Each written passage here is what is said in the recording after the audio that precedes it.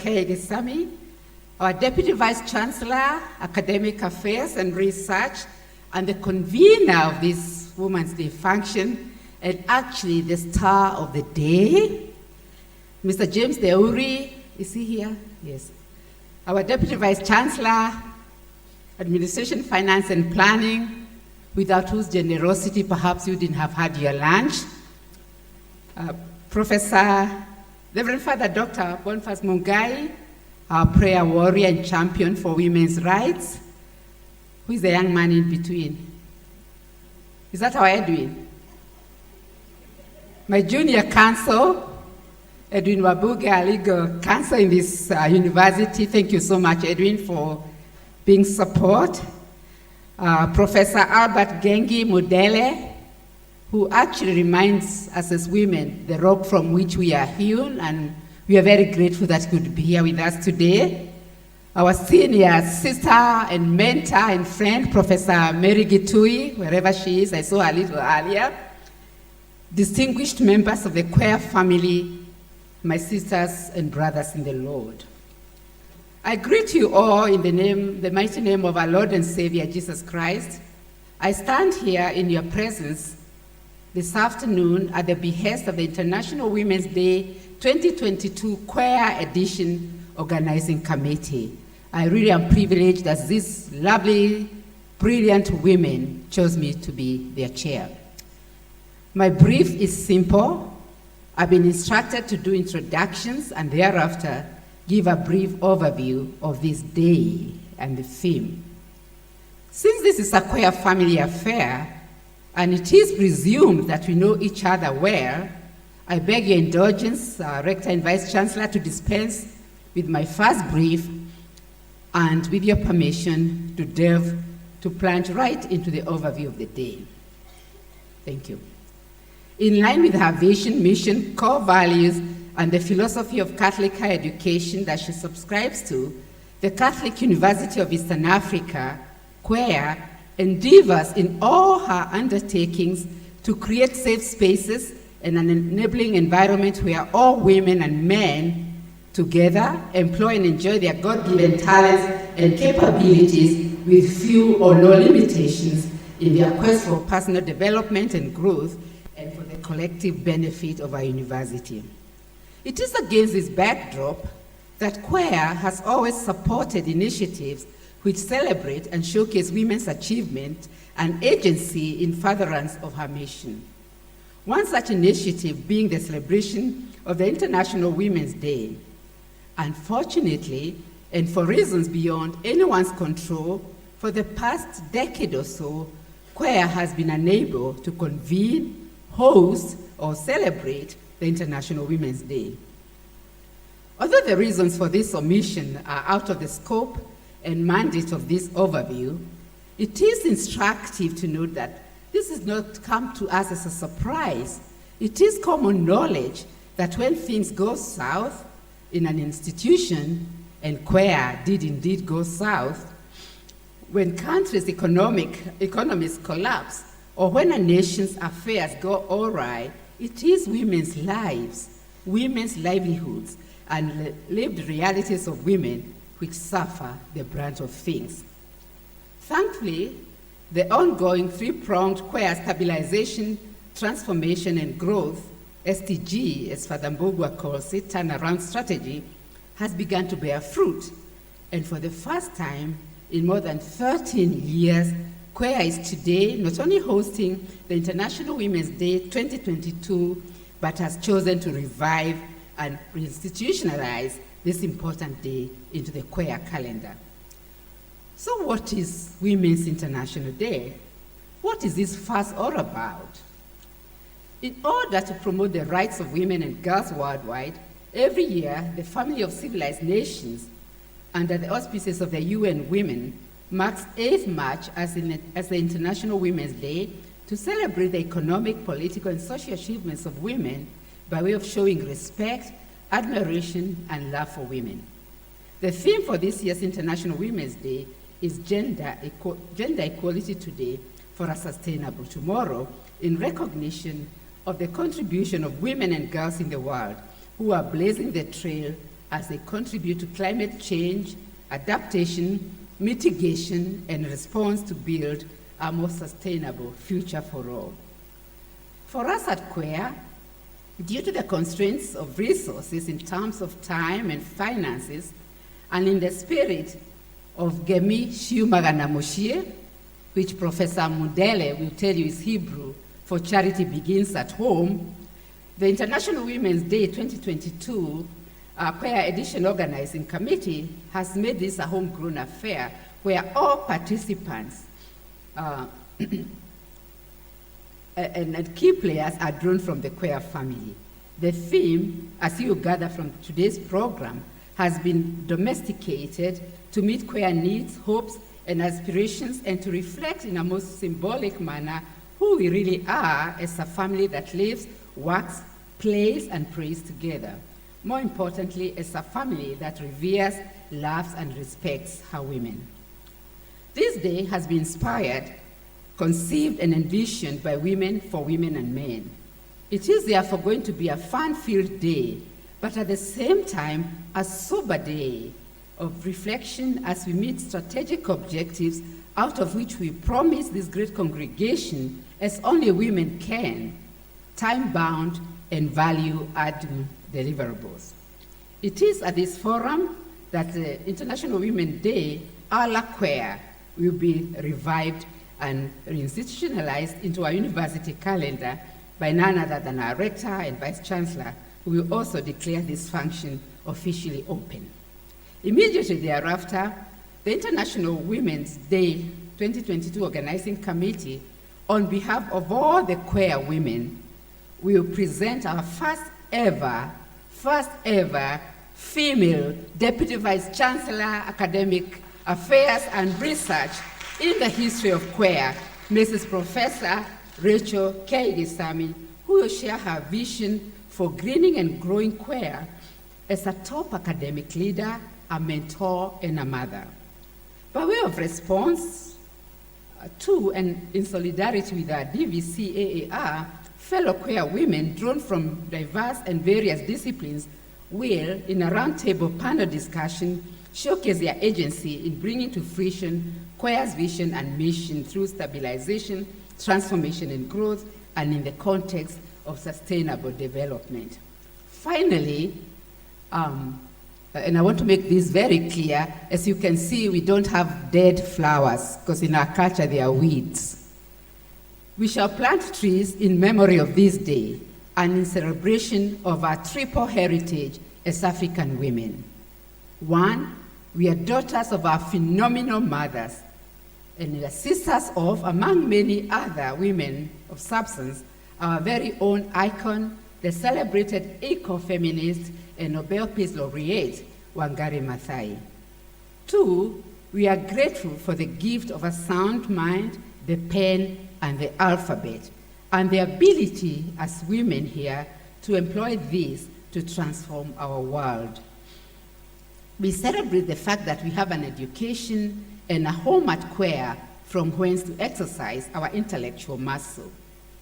Finally, we celebrate the gift of faith in a God who not only loves us, but who in his wisdom created us in his own image and gave us women the wherewithal to carry and nurture seed in our bodies, the ability to give life and to nurture it, and the capacity to be co-creators with God. I'm only too aware that this is a Women's Day celebration, and the only time perhaps that we may speak about ourselves as women uninterrupted. That said, we are mothers and we carry along the whole family. I would therefore be remiss if I did not, in closing, express our gratitude as women of Queer to a man and his team, our rector and vice chancellor, and his dream team for making this day a reality. Father Mbogwa, this is not your day, but you have honored women by entrusting positions of authority and responsibility to them, and more importantly, by allowing them the latitude to undertake these responsibilities as only women can, by allowing them to bring their total persona, brains and boobs, if you may, into the workplace. they have not disappointed. And perhaps this is a clarion call for you, if you want to leave a legacy, to open more of these lonely spaces to these women. Because this is the only way you make your university give a new definition to an alma mater. May God in heaven honor you and your team and bless you and the labor of your hands beyond your wildest expectation as you steer this university to greater heights, a place where women feel safe and can grow and blossom and feel cherished. As I sign off now, I wish to invite each one of us to enjoy this day as we celebrate God's goodness to us as women and men of Quair and to the honor and glory of his holy name. Enjoy the day and God bless you.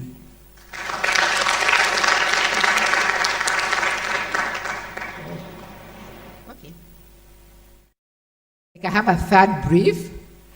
I have now the honor and great privilege to invite the Reverend Professor, the very Reverend Professor, Father Stephen Bogwangari, our Rector and Vice Chancellor, to come to this podium to give us his, first of all, to welcome us, give us opening remarks, and then do his ironic duty of blessing this congregation and declaring this forum officially open.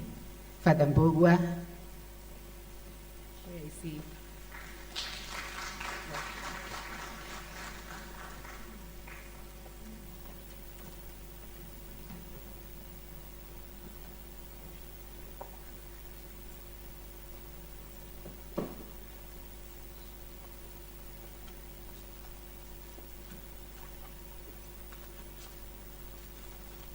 I'm told to wait for a minute.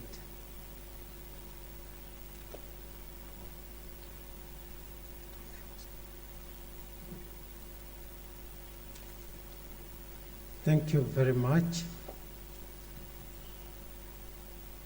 Madam Jerry, the Dean Faculty of Law, the Deputy Vice Chancellor, Academic Affairs and Research, Professor Rachel Gisami, the Special Advisor to the Vice Chancellor in charge of Administration, Finance and Planning, Mr. James Theory, Professor Mondele, who is also there representing the Bible on the matters women, Dr. Mugai, our chaplain, and Edwin, our legal officer, the deans and directors, the professors present here, all the faculty, staff, and students, and our guests, and ladies and gentlemen, good afternoon. We have come together to celebrate all the women in our lives, from our mothers to our sisters, from those who are here who have wives, to our daughters, from our colleagues to our classmates. We celebrate you all. This day was put together by a team led by Professor Rachel Gisami that included Sister Jacinta Thiambo, Sister Evelyn Aduvare, Dr. Evelyn Aduvare, Dr. Ann Kiboy, Tabitha Rangala, Madam Jerry Kangede, Sister Bibiana Gundo, Miriam Chege, Sister Rose Mwangi, Frida Kabasi, Esther Nyagaresi, Margaret Mena, Florence Jerry, among many others. We thank you all for bringing us together to celebrate this wonderful day. I am privileged and honored to be among you because we all honor our mothers. Studies show that men bond with their mothers better than their dads, and that is very real. And therefore, we come here to bond with you as we bond with our mothers, so that we may form a good solidarity of the queer women founded on gender equity for sustainable tomorrow. Today we celebrate Women's Day with the theme Gender Equality for Sustainable Tomorrow. The journey to equality has taken a long time, And we have had women over the centuries who have championed humanity in various fronts, in the especially equity, development, transformation, among others. We know Sarah, the wife to Abraham and mother of Isaac, Mary, the mother of Jesus, Makeda, the queen of Sheba, to modern day heroines like Saint Mother Teresa, President Salif Johnston, President Samia Suluhu Hassan, Professor Wangari Maathai, Grace Ogot, Tegra Rorupe, and all of you seated here, among others, who are heroines and heroes that have joined with you to celebrate your day today. Kenya, through the 2010 Constitution, reaffirmed the sovereignty of all the people of Kenya, and that is men and women, and placed all power in their hands, meaning that both men and women are the wielders of power. The Article 14 of the Kenya's Constitution embodies the general principles of equality before law and equal protection of laws. Article 15, Section 1 and 2 prohibits the state from discriminating against any citizen only on the basis of any one or more of the aspects such as religion, race, caste, sex, a place of birth, or any of them. And I hope that Jerry Kangede agrees with me on this, at least one in my lifetime. These are but some of the milestones Kenya has achieved with regard to gender equality, and on this day, such achievements ought to be celebrated. In Kwea, all you need to look at is a gender distribution of male and female students to realize that we as a society are headed in the right direction when it comes to gender equality. Kwea students' population is 53% women and 47% male. We are grateful for this, and our university will continue to champion women in education and career growth. However, as we celebrate women, let us not forget that the boy child is facing challenges. Thus, as we maintain and gain in regards to empowering women, we must also empower the boy child to avert a societal crisis that with regard to men, which has already started to show. In addition, women are the standing also tall in our university administration. Out of Kwea's 4 professional university council members, 2 are women. Out of the university's 3 members of top management, 1 is a woman. Out of the 9 academic deans and directors that head our faculties, schools, and institutes and center, 4 are women. Our university acting librarian is a woman, and out of Kwea's 8 administrative heads of functions, 5 are women. As you can see, as a university, we practice gender equality.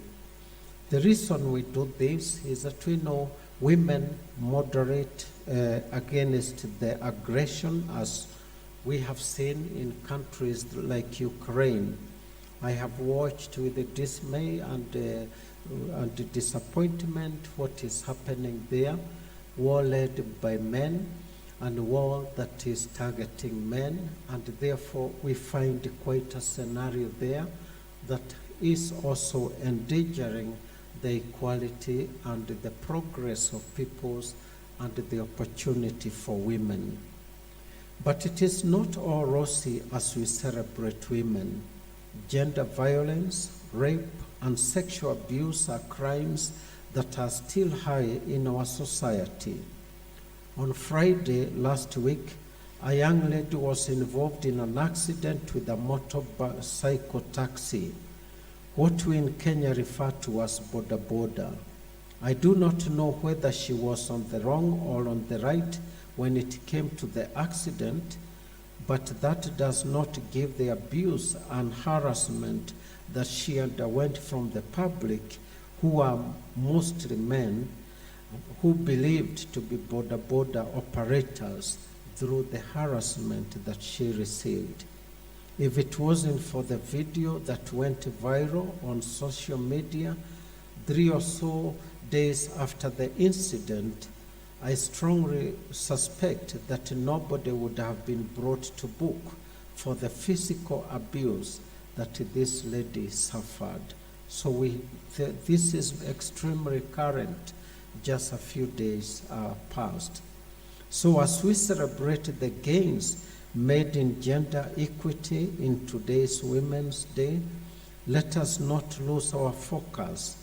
We still have a long way to go, and as we keep being reminded as a result of cases of gender violence and abuse and crime, if we do not watch out, we can considerably retrogress when it comes to these gains as we have made. This needs involving the male counterpart in the agenda and a spirit of respectful dialogue where one is not left out. Issues that are leading to these discrepancies, we understand them, especially as we see the abuse of alcohol, the abuse of drugs, and the breakdown of the family fiber that is caused by these abuses and discrepancy in our worldview. The respect and bringing the women and men together in the spirit of equity requires a paradigm shift, because we must change our worldview to know that we are all equal. Professor Mudere can say that we come from the same flesh, as we read in the book of Genesis, and therefore we come from the same Creator, and we should be able to live together in that respect. We need also to reach out as women in the Catholic University of Eastern Africa, to reach out to our male child in our society and even in our university, to ensure that they are not hooked in such behaviors that lead to their wrong perception about the woman and the female or the girl child. We must be able to put this into our own practices, our conversations, and even in our resolutions to make this university and tomorrow's society as the better place for all to be. I like the theme of being of tomorrow, because we are today preparing for tomorrow. The young people that we educate, the young people that we model, the young people that we mentor are going to become the policy makers of tomorrow. They are going to be husbands of tomorrow. We would like them to leave this great institution with a spirit of unity, equity, and respect for each other, and a solidarity that makes our tomorrow better. And therefore, may God continue to bless us and make us instruments of that transformation and change, where the girl child and the male child are going to stay together and respect one another and work in that spirit of collegiality without any discrimination or inept perceptions that bring a sense of inequity. Once again, I wish all a happy and blessed Women's Day.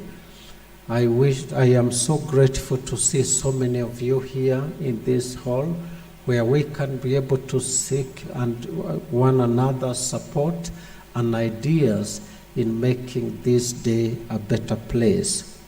When we were discussing about this day, I told Professor Gisami we also need the Boy Child Day, because I feel threatened in your presence, because you are too many. Thank God we are about 5 of us, and we are a bit. So we will continue, because such a dialogue is very important, or even debates where we talk about the gender equity, led by our faculties and led by our legal fraternity, to guide us into the social, the legal, and the economic partnership that is needed for this. I also wish to say, if Russia was being ruled by a woman, there would be no war in Ukraine. If countries that are experiencing war and turbulence are being ruled by women, there will be no war and bloodbath in the world today. And so we have a lot to learn from you, that motherly, that very close care and respect for humanity that will make us forge a good direction for each one of us. So I thank you very much. So let this day not just end as that, but with the particular resolutions that will help us have a great alliance. Therefore, may God bless all women in the world, and may He bless us all, because from us you came, but from you we also came, a spirit of equity and a participation. I therefore take this opportunity and humbly declare this International Women's Day 2022 queer edition officially launched. Thank you, and God bless you.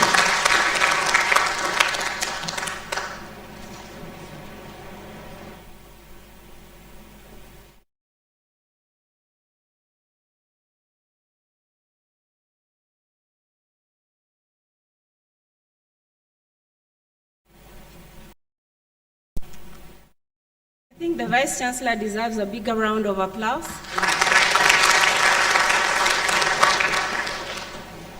In other countries, I'm sure, even a standing ovation. I appreciate his remarks in a big way, and just like Njeri has said, his presence and the presence of top leadership here is a huge statement in terms of the support and the solidarity that they have with women, even as better engagement, programs on uplifting the boy child as well. So we appreciate the opportunity that the university has granted all of us to be here, and appreciate the moment that we have to have a conversation around the theme of gender equality today for a sustainable tomorrow, even as we look at the gaps, not only amongst women, but probably inclusion agenda. We are progressing on well. Allow me now invite Reverend Professor Ngengi to give us a curtain raiser, a chapter read from his book, and Society, and probably lessons. And I know earlier on when he was starting his bishop school, and one of the mandates was to ensure that those who had dropped out of school were brought back to school to continue. Looks like he has a bigger women agenda in his life and in his vocation. Let us appreciate him as he comes.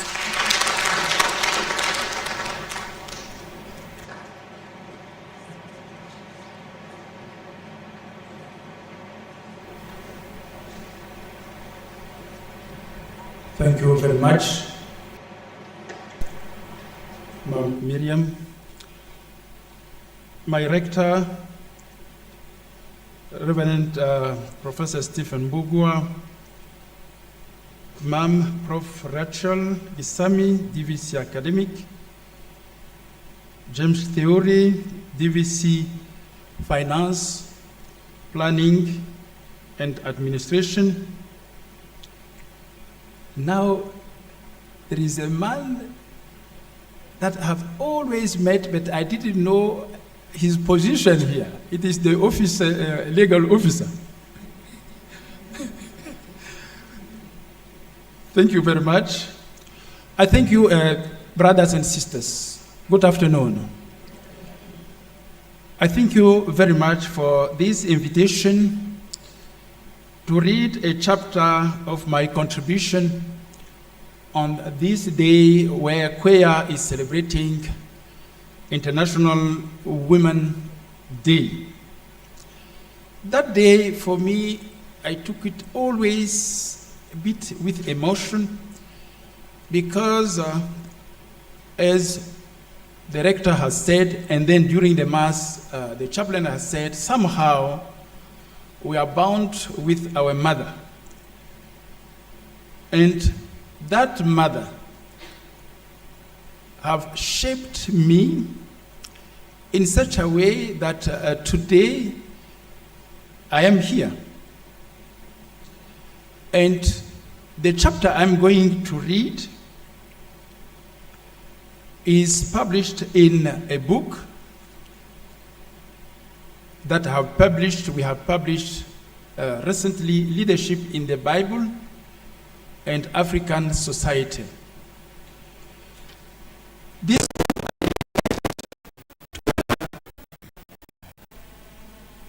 we said to Yadioni, our mother, your love has been stronger than everything, and to everyone for the common good in the African society.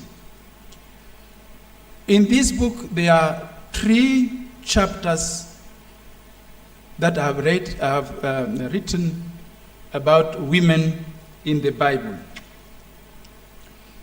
I'm going to read chapter 4, Women Leadership in Exodus, chapter 1, 2, and then chapter 4, verse 19, 21.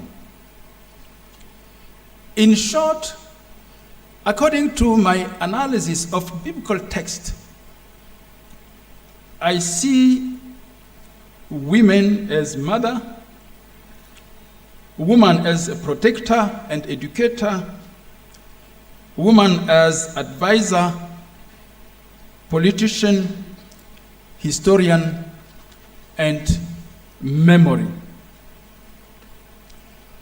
Ma'am Miriam has referred to a school I run. First of all, on this day, there is 2 pictures that always come in my mind. One, it is my mother, and the second, it is that school I ran, school from girls. I was born, the majority were boys. Our family was called Seminar because we are many. The girls came late, we are not there. Then, not enough, I went to minor seminary, boys. I didn't stop there. I was accepted to pursue my study in the major seminary, Philosophicum and Theologicum, boys. When I finished my theological studies, I was 25 years old.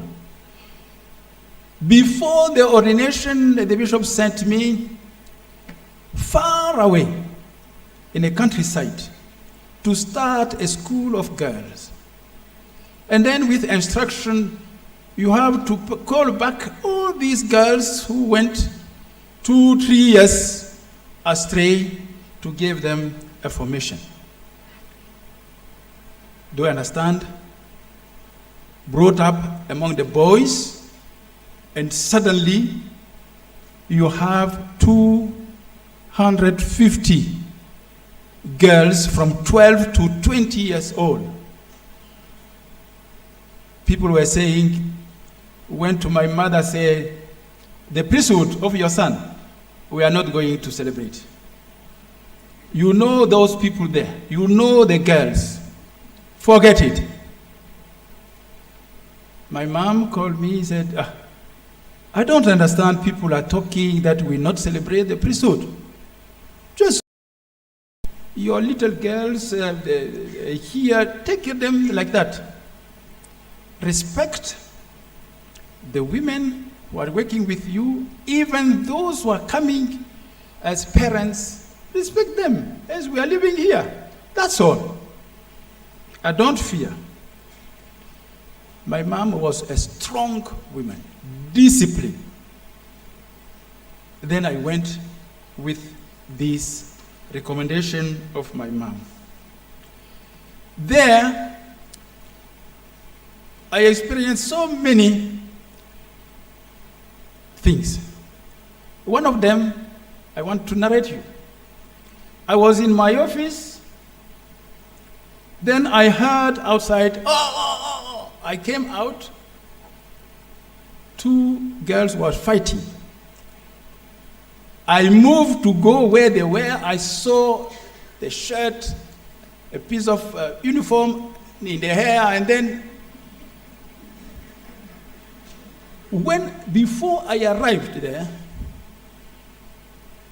they were already vested with a sweater and then with a kitenge. I arrived there, I said, what is going wrong? Silence. Oh, they were joking. But you are not in uniform. How come? Silence. Then I identified that there is something wrong. I called both. Come to my office. I went to my office. Between I reached there, the elders told them, look, that you were joking and then touching, the uniform were torn. Otherwise, you will be dismissed. They came. They said, no, we were discussing, joyful, then I touched here, and then I didn't see how to punish them. I said, okay, I will monitor you if that is true. They went out, the elders, the student told them, look, today walk together. Go so that he sees that you are not fighting. Otherwise, you will be dismissed. And that's what happened. That image of the school of girls, I ran 3 years, whereby the second year we were classified second in the examination, the assessment examination, whereby the news went spread in Kinshasa. The big people were sending their girls there. And many others. I discover how powerful are you, women. I'm not going to see what negative it's in you. As these girls were saying, they vested them. I'm not going to unveil what is evil to you. I'm going just to share how powerful you are to impact positively our society. The book that I'm going to read, it is entitled Women's Leadership in Exodus, an Approach to the Encounter of Culture. The book of Exodus, chapter 1 to chapter 2, it starts with a census. The sons of Jacob who came with the father, invited by Joseph, who settled in Geshur, somewhere, were becoming numerous. And the Pharaoh said, that is, these people are numerous, they are going to kill us. If we go to war, they will combine with the enemies. He gave a decree, every young boy who's coming from the womb, a Hebrew woman, kill him. And then he told the Pharaoh, the king of Egypt, told to the midwife to do so. And those midwife one was called Shifra. That means, the meaning is brilliance. Another one was called Pua, which means beauty. In those chapters, Exodus chapter 1 and 2, the role of men, it is nothing. In those chapters, there are women who are playing. The mother of Moses, she cannot kill her son. She said, what to do? Let me put him in a basket on Nile River. And imagine that Nile River was a divinity in Egypt at that time. She put there.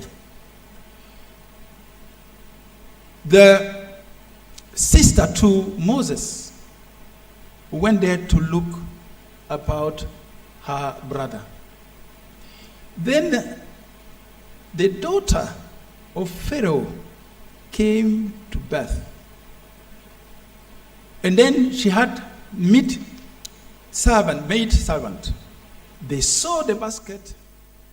They said, that is a Hebrew boy. Look, that daughter, whose father said, each Hebrew boy should be killed.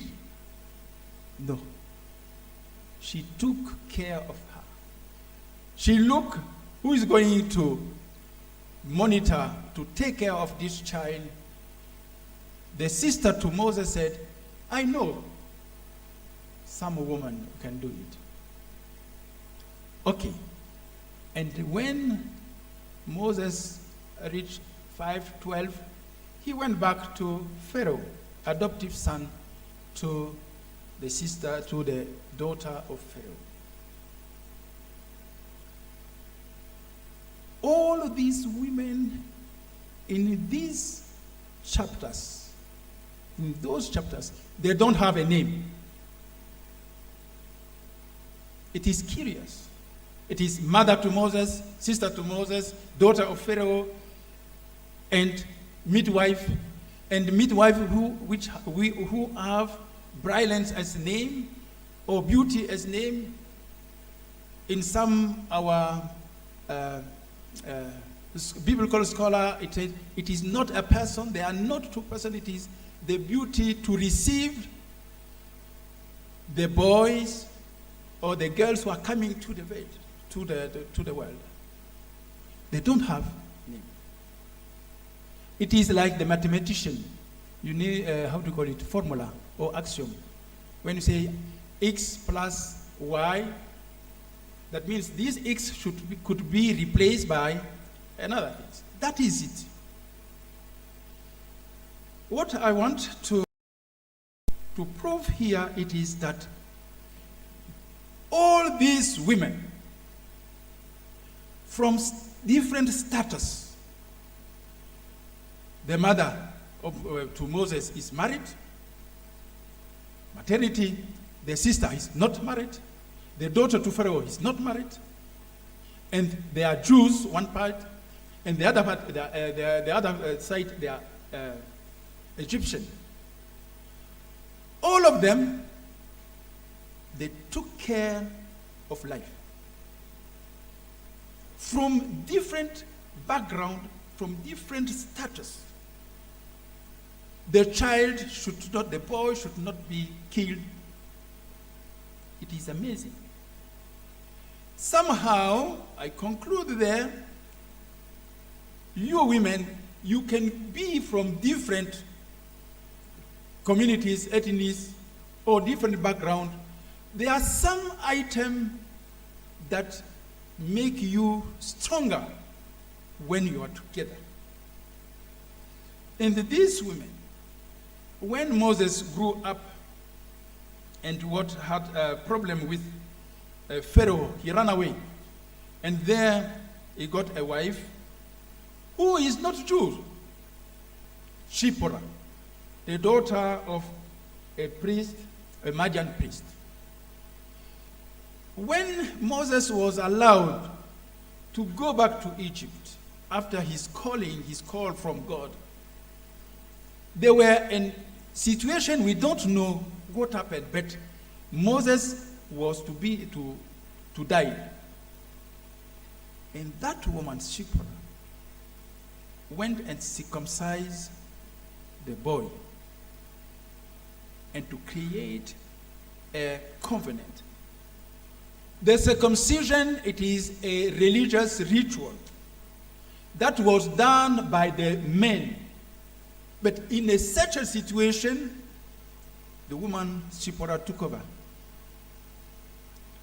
We see, to conclude, that women are not only mother, but they are in a religion, but they are politicians.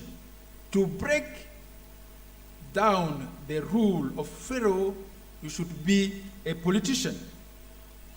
And then we see they are educators to educate the world, and they are protectors. That is it. And today, in this international world, we have to think about that. If I give you an assignment as a teacher, I would say, as you are here, what is common to you? As you are professors, DVCs, professors, students, what is common to you that you can implement and impact positively this family of God, which is queer? You have, and then you can do it.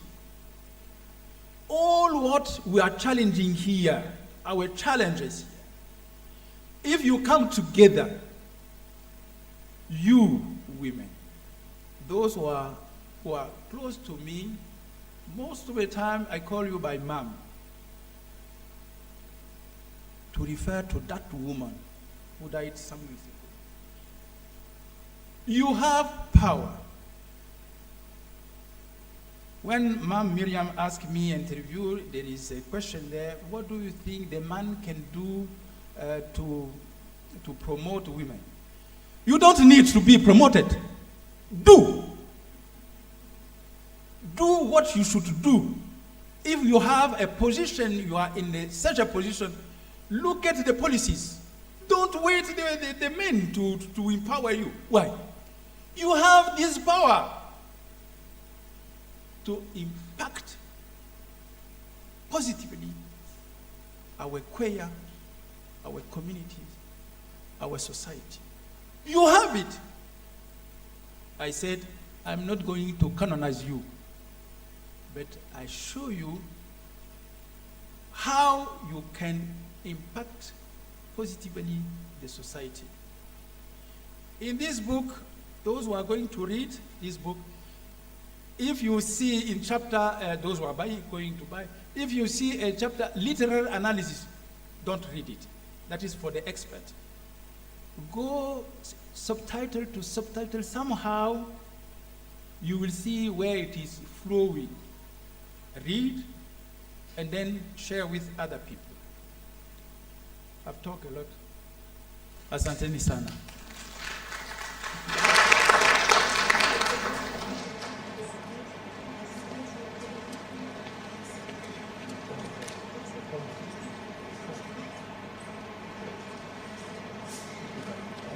Let us appreciate Reverend Professor Albert Mundele.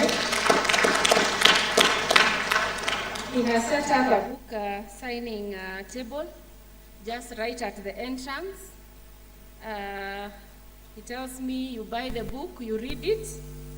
Chapter 4 is all about women. And interesting perspectives around those women. Thank you so much. We are really pressed in terms of time. So it was not really my intention to hurry you, Prof. I know there's a lot you can share, but forgive me because there is, time is not on our side. We celebrate Mrs. Professor Rachel Gisami, who is a Deputy Vice Chancellor, Academic Affairs and Research at the Catholic University of Eastern Africa, in a special way because she occupies a position that is at the top in terms of leadership, giving many women aspirations and inspirations. And this day, when we celebrate International Women's Day, she is going to give us the keynote address, talking about growing and greening queer for sustainable development in the 21st century, and she'll be sharing her vision. And as you know, women in Africa, we celebrate, and as one of our own comes, I would want to invite all of us to join in welcoming her to the podium. Paul, kindly give us the beat.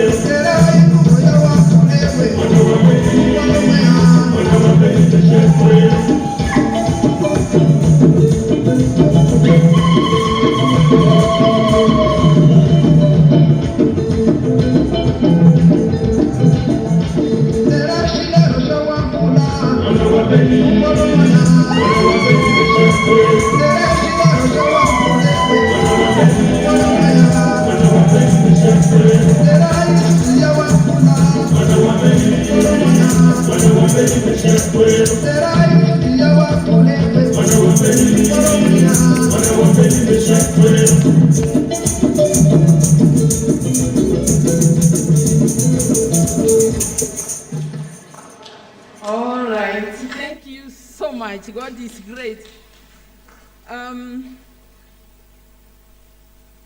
We have pressures of time, but we are going to try and work as fast as we can because we are told our father rector is going to a class. I just want to go straight and say I'm going to give a keynote speech, and the very reverend Professor Stephen Mbu Wangari, our rector and vice chancellor, and really the host of today's event, and to whom we owe a debt of gratitude for the support and for standing up, for women in many, many ways. As you were told, the statistics speak for themselves. You don't have to second guess Queer.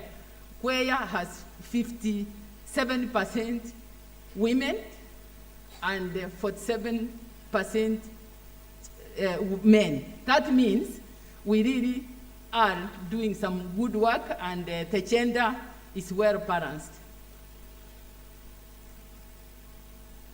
Mr. James Deuri, our DVC our DVC Administration, Finance and Planning, Reverend Dr. Boniface Mungai, the University Chaplain, Reverend Professor Vivian Ronema, our Academic Registrar, Reverend Professor Albert Ngengi Mundere, who is our speaker today, sharing the book that we are basing our discussions, Professor Mary Getui, our professor in religious studies, Ms. Florence Njeri, our student president, who is present with us here, distinguished members of the Queer family, all my sisters and brothers who are in this room and those who are watching from outside, and all protocols observed. God is good. You can see I was confused by the way I was brought in front here, but I'm grateful to God that we have been able to do this. The theme of the Women's Day today is gender equality today for tomorrow's sustainable tomorrow. So we are trying to sustain tomorrow. March 8th, historically, March 8th is an international day designated by the UN since 1977, commemorating the socio-economic, culture, and political contribution of women to our world. The theme for this year's International Women's Day is gender equality today for sustainable tomorrow. I'm repeating that for a purpose because we are going to have discussions later that will center around a lot of those issues. Recognizing the contribution of women and girls around the world who are leading the change on climate change adaptation, mitigation, and response to build a more sustainable future for all. The International Women's Day is an opportunity for all of us, at Queer especially, to celebrate the remarkable women we work with and the contribution they make. It is not a chance for us all to recommit, but also to recommit. We are not just committing, but recommitting ourselves to Queer, which has given us a space to work in, which is a place of opportunity, empowerment, and equal reward for women. At Queer, there are countless individual women, students, faculty, staff, alumni, supporters, and friends who have tremendous and trailblazing impact across the disciplines. Although we have made progress in acknowledging women's contribution, many exemplary heroes are still, if at all, in the periphery of many people's thoughts. Today, in a very special way, I would like to remember and celebrate the work of Professor Wangari Maathai, the late environmentalist and first female African Nobel Prize winner. The late Professor Maathai's story shows a person who fought against and overcame very many societal prejudice because of her gender, being a female in a highly patriarchal society. Ethnicity, not favored with the leadership at the time. Culture, setting, being an independent woman, young scientist in a traditional workplace. Time where educated women were rare, and finally, political atmosphere when authoritarian leadership was the norm. Despite this, she succeeded in her academic pursuits, following up opportunities to study abroad, secure a prestigious job in Kenya, and still put local population needs at the heart of our work, at the grassroots, that is. Her non-conformity meant she paid dearly and personally for her choices. From beating at the rallies, I'm sure those who are old enough saw her being beaten in the rallies, political isolation, losing her job, becoming bankrupt, family breakup, and even losing her personal freedom by being put in jail. Yet, she seems to have come out with no bitterness and resumed her peaceful struggle, eventually reaching greater heights, including being a government minister when democratic reforms came. She made environmental issues not only a concern of Kenya's, but also a global concern. Although the Green Belt movement and her ambassadorship to various organizations is getting slower in terms of what it used to do before, that organization meant a lot in the 80s, in the 90s, when our children were growing. Our Nobel Prize recognition summarizes our contribution in this way. Matai's mobilization of African women was not limited in its vision to work for sustainable development, but saw tree planting in a broader perspective, which included democracy, women's rights, international solidarity. Professor Matai, therefore, worked on a principle that each one of us, no matter how small, can make a difference. We saw this philosophy in our life, and one I often think of and hope to one day replicate. A few statistics just to show how far we have come. I've already given you the statistics of Queer. I said clearly that when you look at the Queer staff population, you would find that 53% of the entire staff are female, while 47% are male. And I think our rector already told us that. Kenya has come a long way, therefore, in having women representatives in political position compared to a couple of years ago. Although the 2/3 gender rule is yet to be implemented, we should acknowledge the progress made so far. We have 3 women in governorship. We are proud of them. 5 senators, 23 members of parliament, 47 women representatives, and 98 members of county assembly. Kenya also has the highest number of women serving in company boards. In Africa, we have 19.8% according to the International Finance Corporation.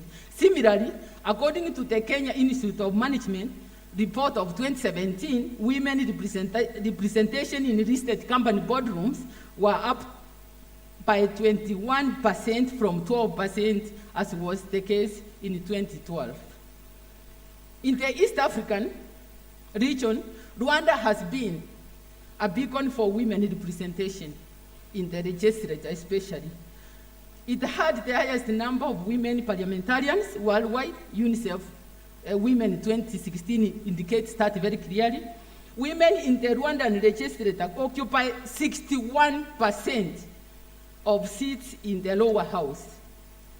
Women are also leaders of nations in Africa. The most notable who were and are heads of states, that is, include Sylvie Kiningi of Burundi, Helen Salif Johnson of Liberia, Joyce Hilda Banda of Malawi, Amena Gureb of Mauritius, Sare Wak Sedwa of Ethiopia, and Samia Suruhu Hassan of Tanzania. These African women heads of state stand on the shoulders of many female giants, known and unknown, remembered and forgotten, who come before them. Nevertheless, today also represents a challenge and a call for action. For decades now, evidence of global warming and climate change brought on by human activity has been mounting, but what we need to do needs to be laid out. What we can do includes a lot of areas that we can change so that the generations that are coming after us can find a better tomorrow. Because of this and the other factors associated with climate change, we can anticipate significant threats to food supply and to the availability of clean water. This is not the world in which we want our children and grandchildren to live in. This is a world in which our great-grandchildren may not be able to live. What can be done? And who is to do it?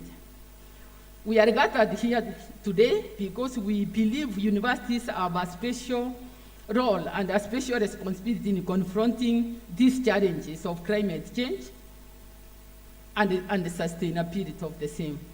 Universities are charged to look beyond the immediate and beyond the local, to take the long view and the broad view.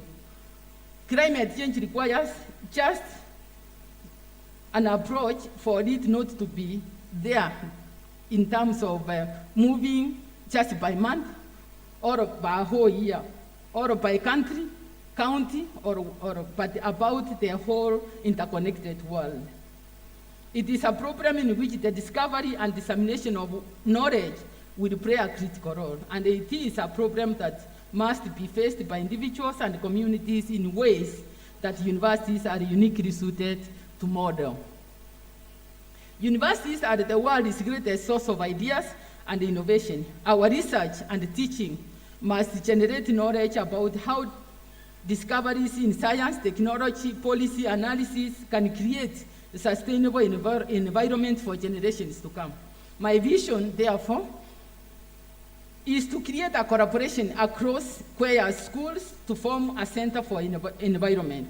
The center will draw from large community of scholars, researchers, teachers, and students from different departments, including business, economics, religion, law, in order to advance environmental research and education at the university. And that is what I look at as a contribution we can make within Kwea.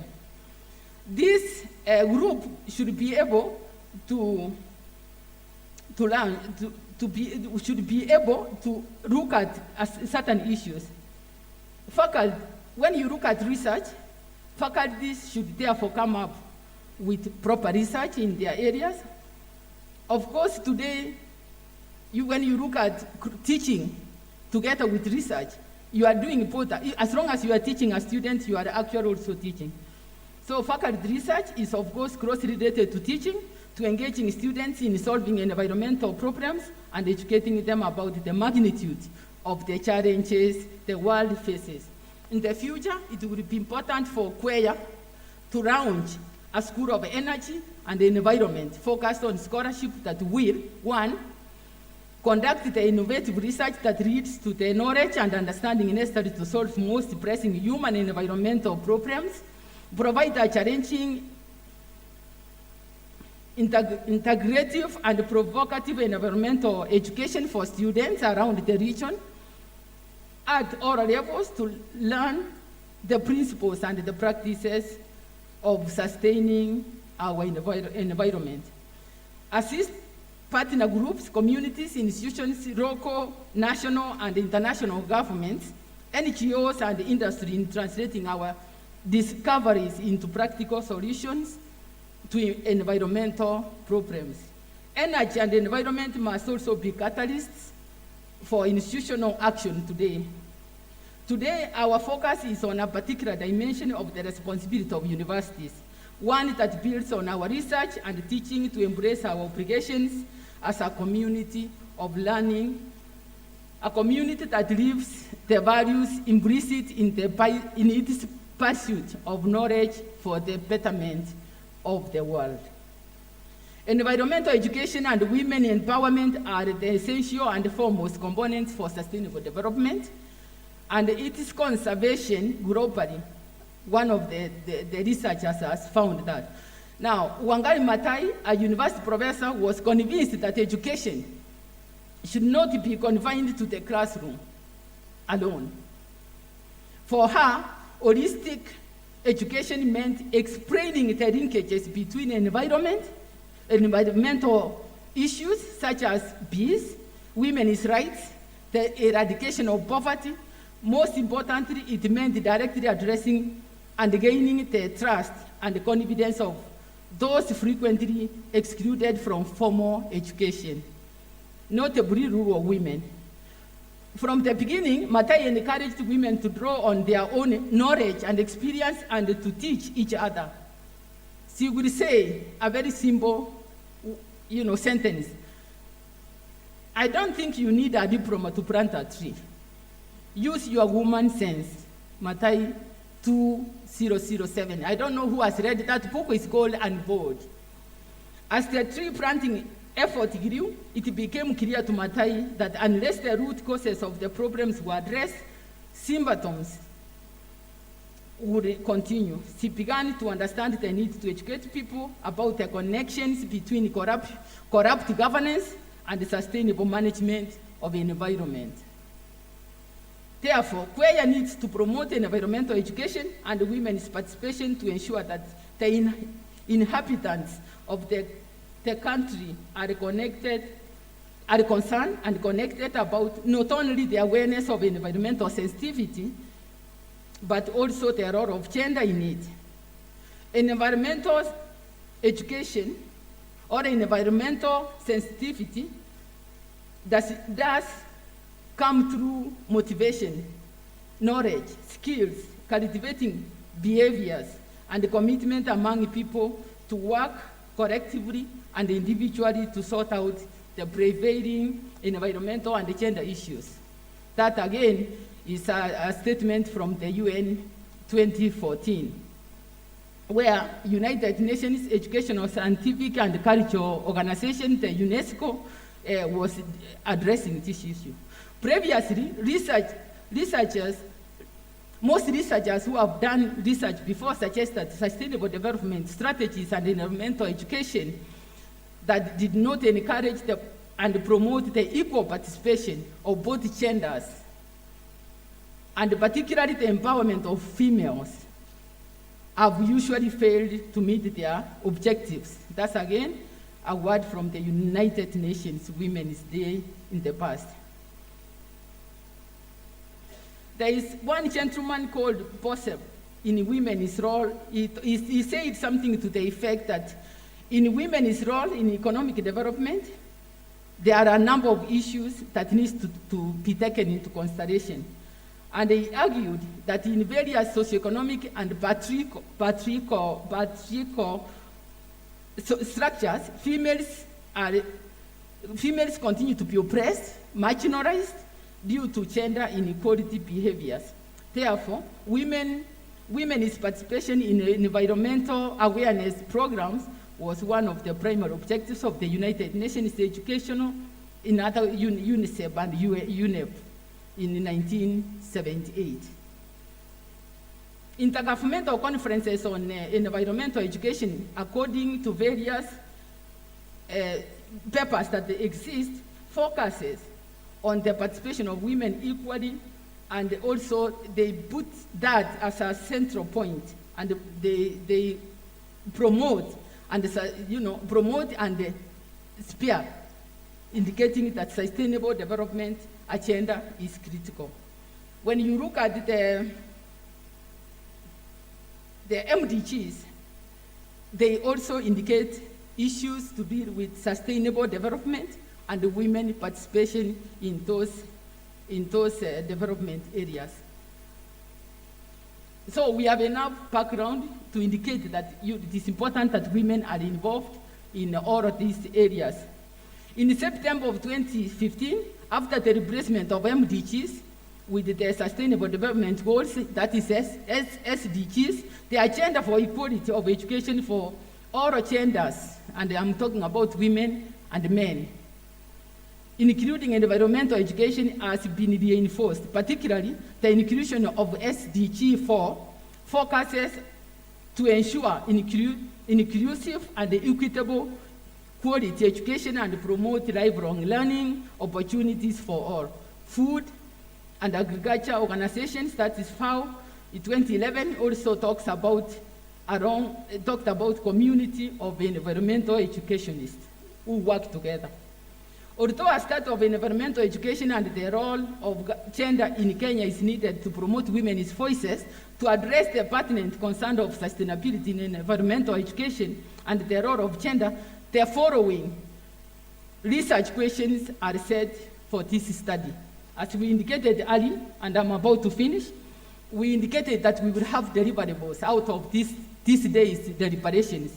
So there are certain questions we are putting across to ask in a research form.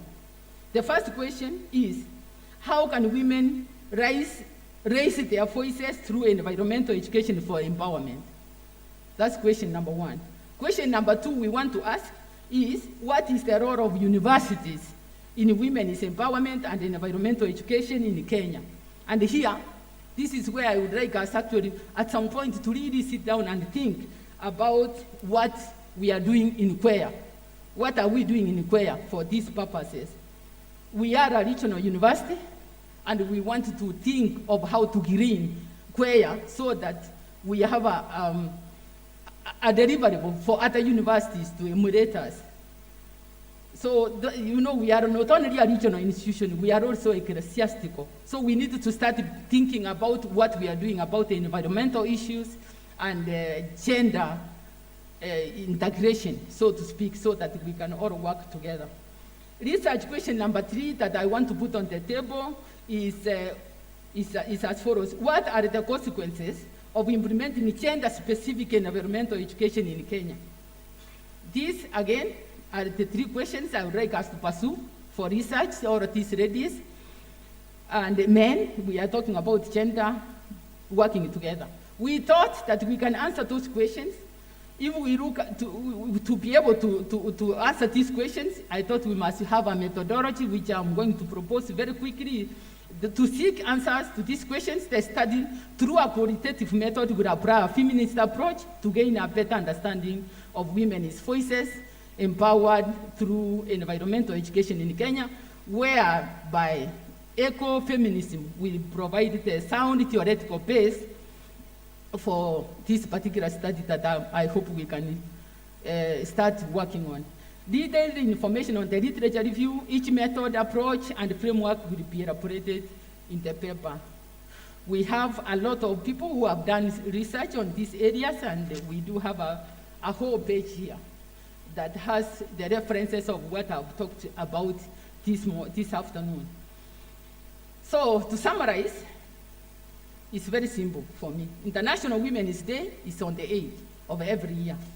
It is a global day celebrating the social, economic, cultural, and political aspect of our society. So I would want one day to see. Imagine a gender equal world. You know, when you imagine, you want to fly. A world free of biases, stereotypes, and one that is diverse, one that is equitable and inclusive. A world where differences are valued and celebrated. Together, I believe we can forge women's equality collectively. We can break the biases, and we must include the other gender who are our brothers, our fathers, our sons, and so forth. This would not have been possible, this conference, and this discussion about the gender and the Women's Day, without the able preparations chaired by Madam Senior Counsel Njeri Kangede, Sister Jacinta, Dr. Aruvare, Dr. Giboi, Dr. Ngara, Sister Bibiana Ngundo and Miriam Chege, and Sister Rose Mwangi. Frida Kabasi from Muro, Esther Nyangaresi, Margaret Mena, Florence Njeri, and others, many others that I'm not able to mention here, who have worked to be able to make this day a success. That is my keynote speech. I read most of it because I wanted it clear out there. And I would like to stop there by thanking God for giving us this opportunity, thanking top management for giving us the opportunity to get together. Thank you very much, and may God bless you.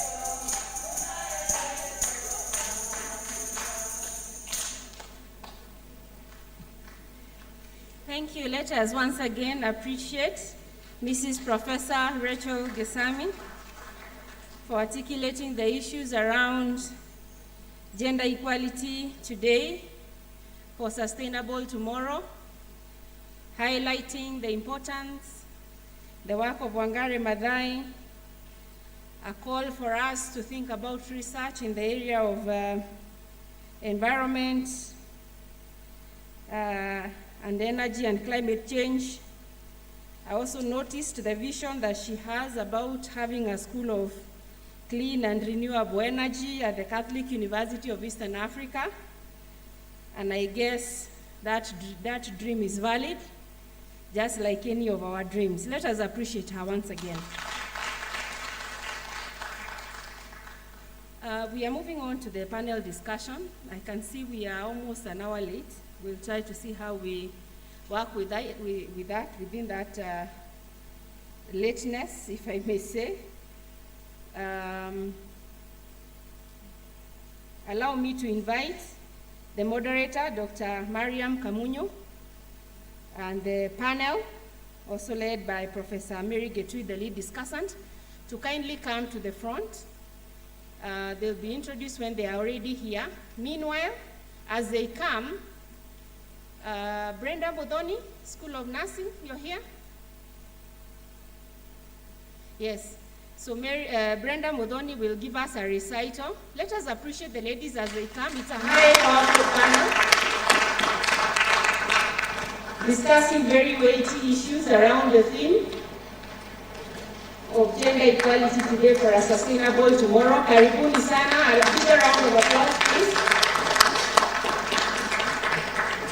Kindly come to the stage.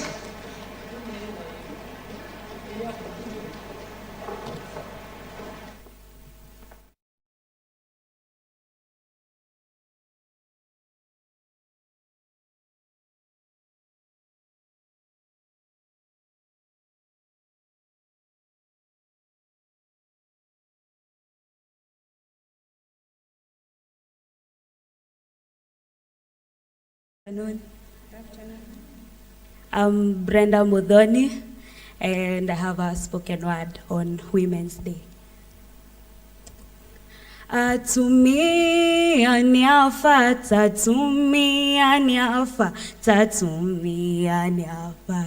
netugege tomokera mudenyoyo ai oe. I wait to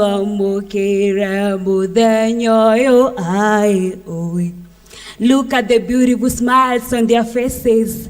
Look at how smartly dressed they are, standing still to celebrate their day. One happy Women's Day. Long ago, when my grandmother was young, women's freedom was a song not yet sung, but today we dance to the tunes of their achievements. Today, I celebrate women. They sacrifice their happiness, they love deeply and live with compassion. They transform their pain and suffering into strength. They are proud of their wounds because to them, those are marks of a champion. Even when the steps get heavy, they choose to keep on going. They stumble and fall, but just as the sun rises, they do so too. I am proud of women. They have hearts full of love, eyes full of compassion, muscles full of strength, hands that comfort, words that soothe. Geminya shamutumia negoshiuga modhenyoyo mamenye nyumutumia mwegatha shafurorioyo alilililililili alilililililili alilililililili alilililililili. They say, if you want something said, ask a man. But if you want something done, ask a woman. Happy Women's Day.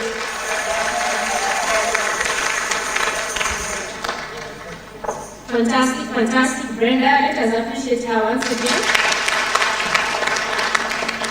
So allow me to now hand over the mic to the moderator to guide us in the next session.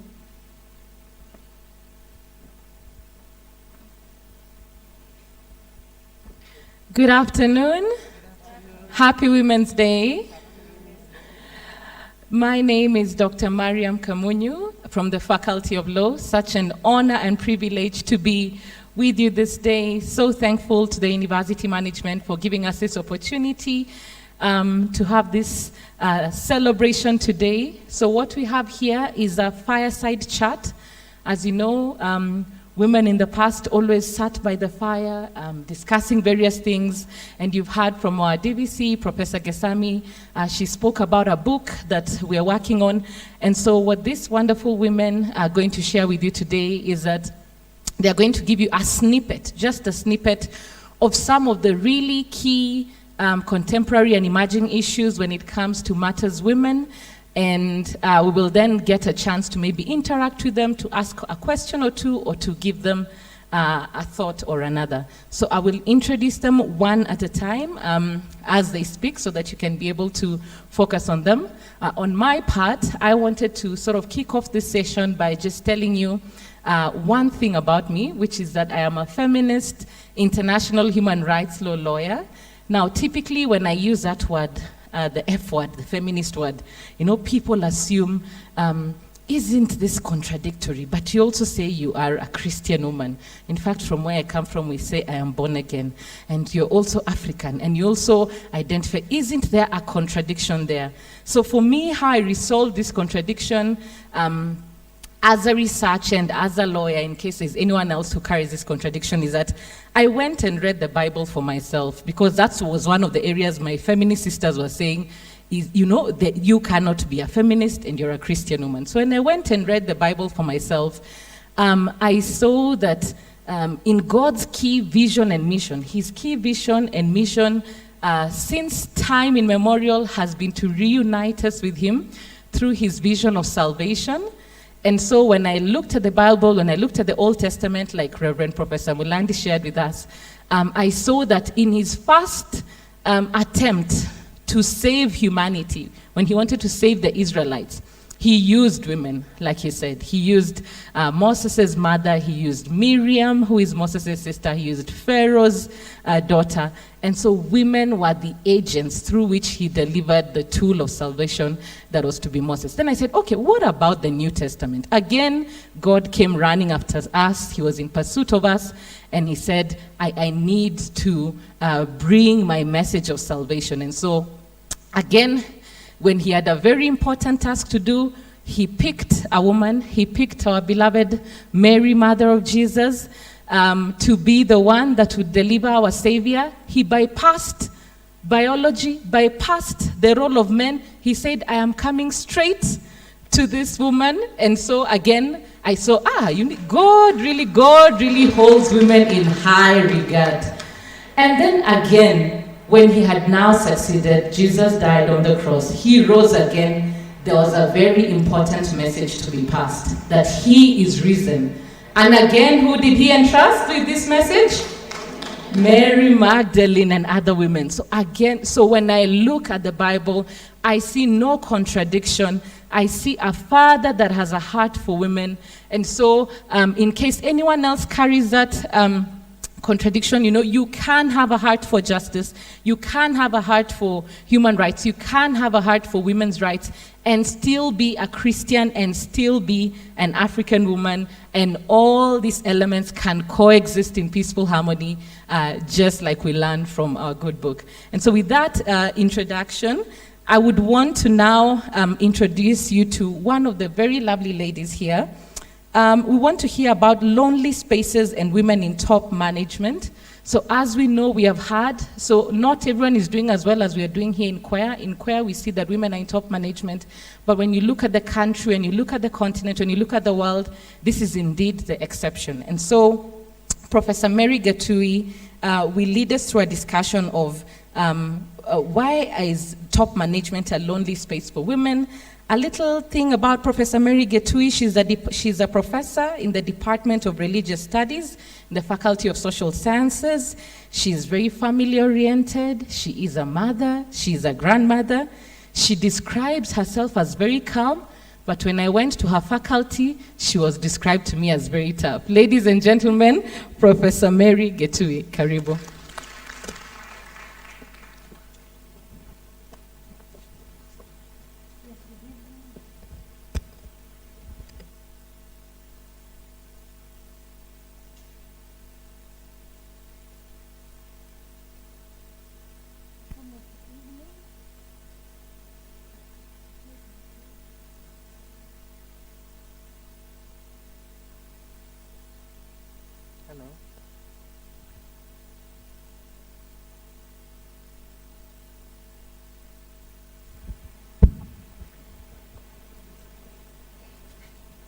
I appreciate all that has gone on today.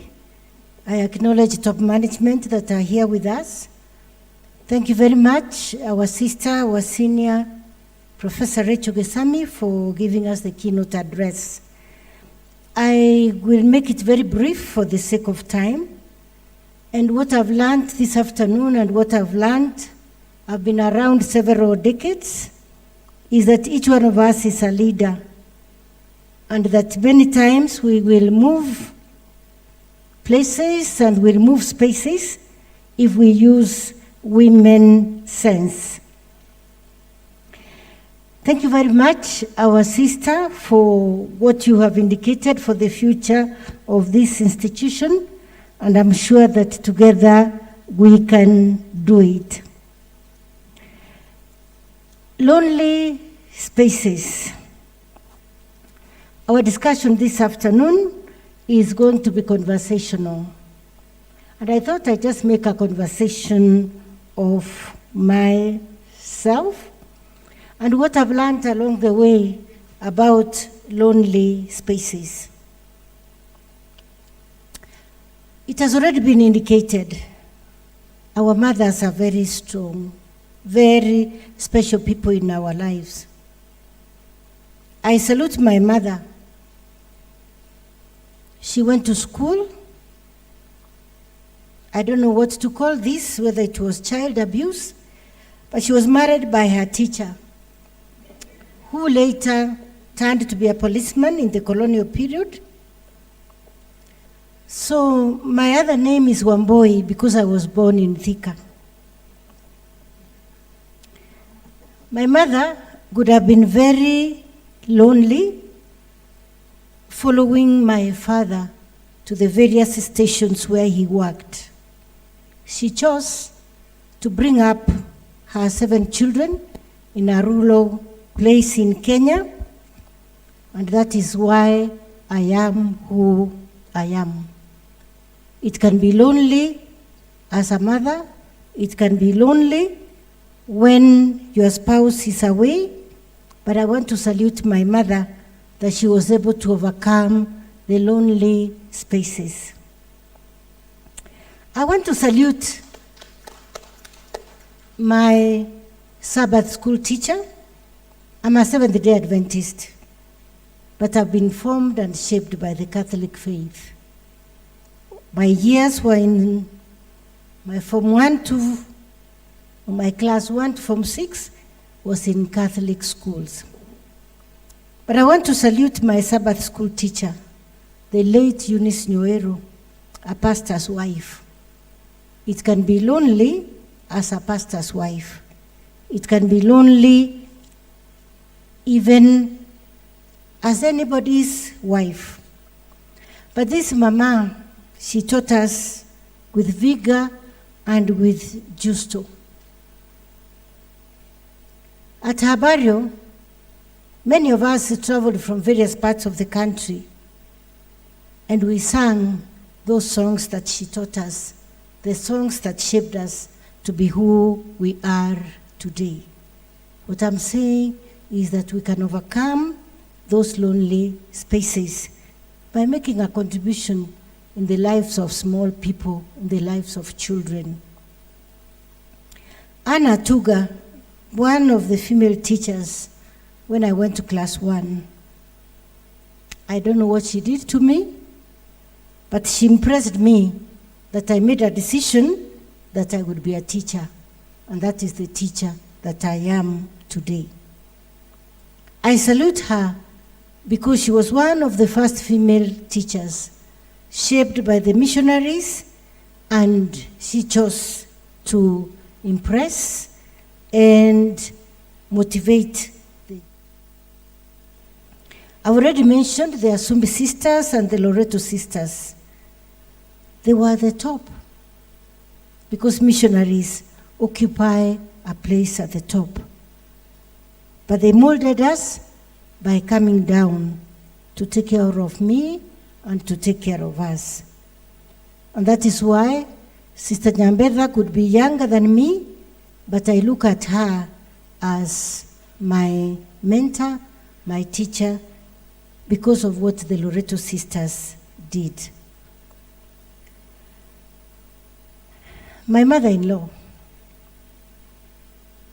you can imagine, she was going to get lonely when her son became my husband. That her own son, brought up by her own hands, was now being given over to somebody else. Yes, being a mother-in-law can be a lonely space. But there are ways we can behave as mother-in-laws to give space for our children, our daughters. They are no longer our daughters-in-law. They are our daughters so that they can thrive. My first employer at university level was Kenyatta University. And when I joined this institution, the head of department then handed me over to Professor Ann Nasmiu, Reverend. And she was told, take care of this child. Together with her, Teresa Hinga, the late Hannah Kinoti of the University of Nairobi, they were there to hold my hand and to nudge me on and to motivate and to say, even those very difficult moments, I'm sure we have students here, when you just want to go, you don't want to go on, they'll tell you, let us go on. The top, as a mother, as a mother-in-law, as a teacher of many levels, and we have been told that each one of us is a leader in one way or another. It can be lonely, and a lot of times, especially in structured leadership, it is because it breaks the norm. Because those leadership positions, our patriarchal, patrilineal systems, make that the preserve of men. And it can be lonely, literally, because there are very few women at the top. Which then makes this statement true, that the higher you go, the cooler it becomes. As I was preparing for this, I said, well, if it is cooler, the higher you go, what is mountaineering all about? It is that the higher the altitude, the harder it is even to sleep. And therefore, many mountaineers will sleep at night because even if you try to sleep, it's not going to work. This calls for hard work. Because as you climb, there is reduced oxygen, there is labored breathing. That is what it means when somebody is at the top. A few tips on how to deal with these lonely places. That you do not climb the top without some preparation. And that's why we salute our DVC And we salute all the women in leadership, and we salute each one of us because we are leaders in our own way. That we do it through hard work, through training, through skills, through learning. And we cannot do this by ourselves because we need a team, we need others. And you do not climb the mountain without being fit. Exercise, a lot has been said about that. And all things that can make us fit. And so, whichever position it is that we are at as leaders, we need to consider that aspect of being fit. There are many benefits of being at the top. I don't know how many of you have been on top of mountains, but I have a son, and his life is mountains, mountains, and mountains. And these are some of the things that go with being up there. You enjoy the air, and I'd like us to look at it from a literal and at the same time a symbolic point of view.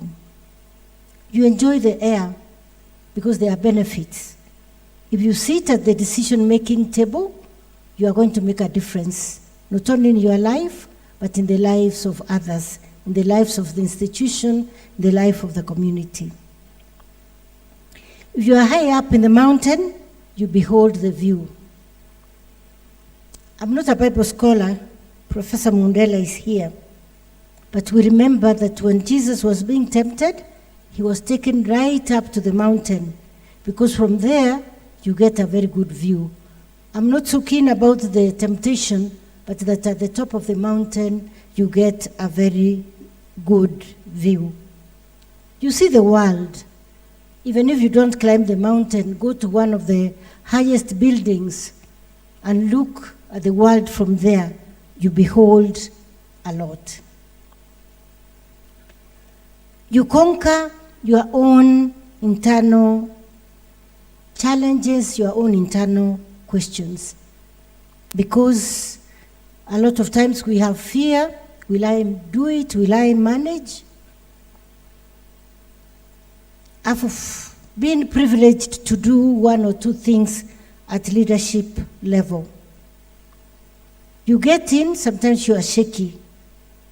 But I believe that if you understand the mandate that takes you there, then the walk will not be so lonely. Another tip is that we are leaders in our own way, and one way to overcome the lonely spaces or the loneliness is just to do our best. I don't know whether any of my students is here. I tell them, if you get that C and you have done your very, very best, you are top, and you are going to go places. And I also want to mention, even as I end, that someone has got to do the work. Someone has got to be at the top. And so sometimes we might want to shy away, but someone has got to do it. And if it is you, you are the someone at that particular time. My summary is that being at the top, sure, it's a hard work, it's a process, it is a journey, but it doesn't have to be that lonely. And the urge is that each one of us can play our little role so that nobody feels lonely, whatever leadership position they hold. Thank you very much for listening to me. Thank you. Thank you so much. Thank you so much, Professor Gitui.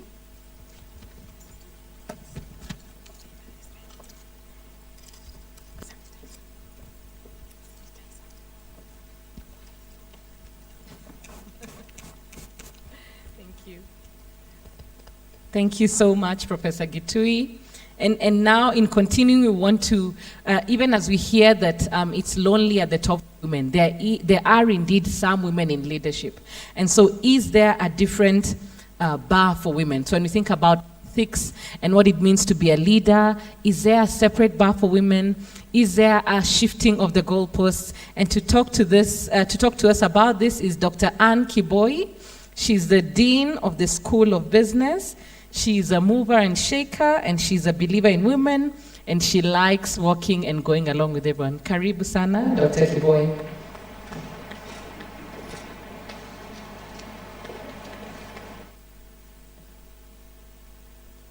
I want to facilitate this with a small PowerPoint, 2-3 slides. Mr. Peter, can you project? Is it Paul? Kindly project.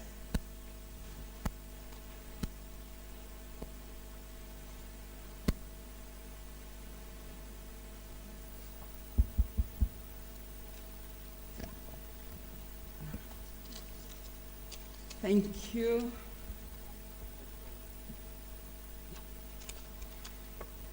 Thank you. The DVC, even if he's not, the VC, even if he's not here, SAVC, the DVC Academic Affairs, our what do you call it, chaplain, and our Professor Modele. Good afternoon, all of us, and all protocols observed.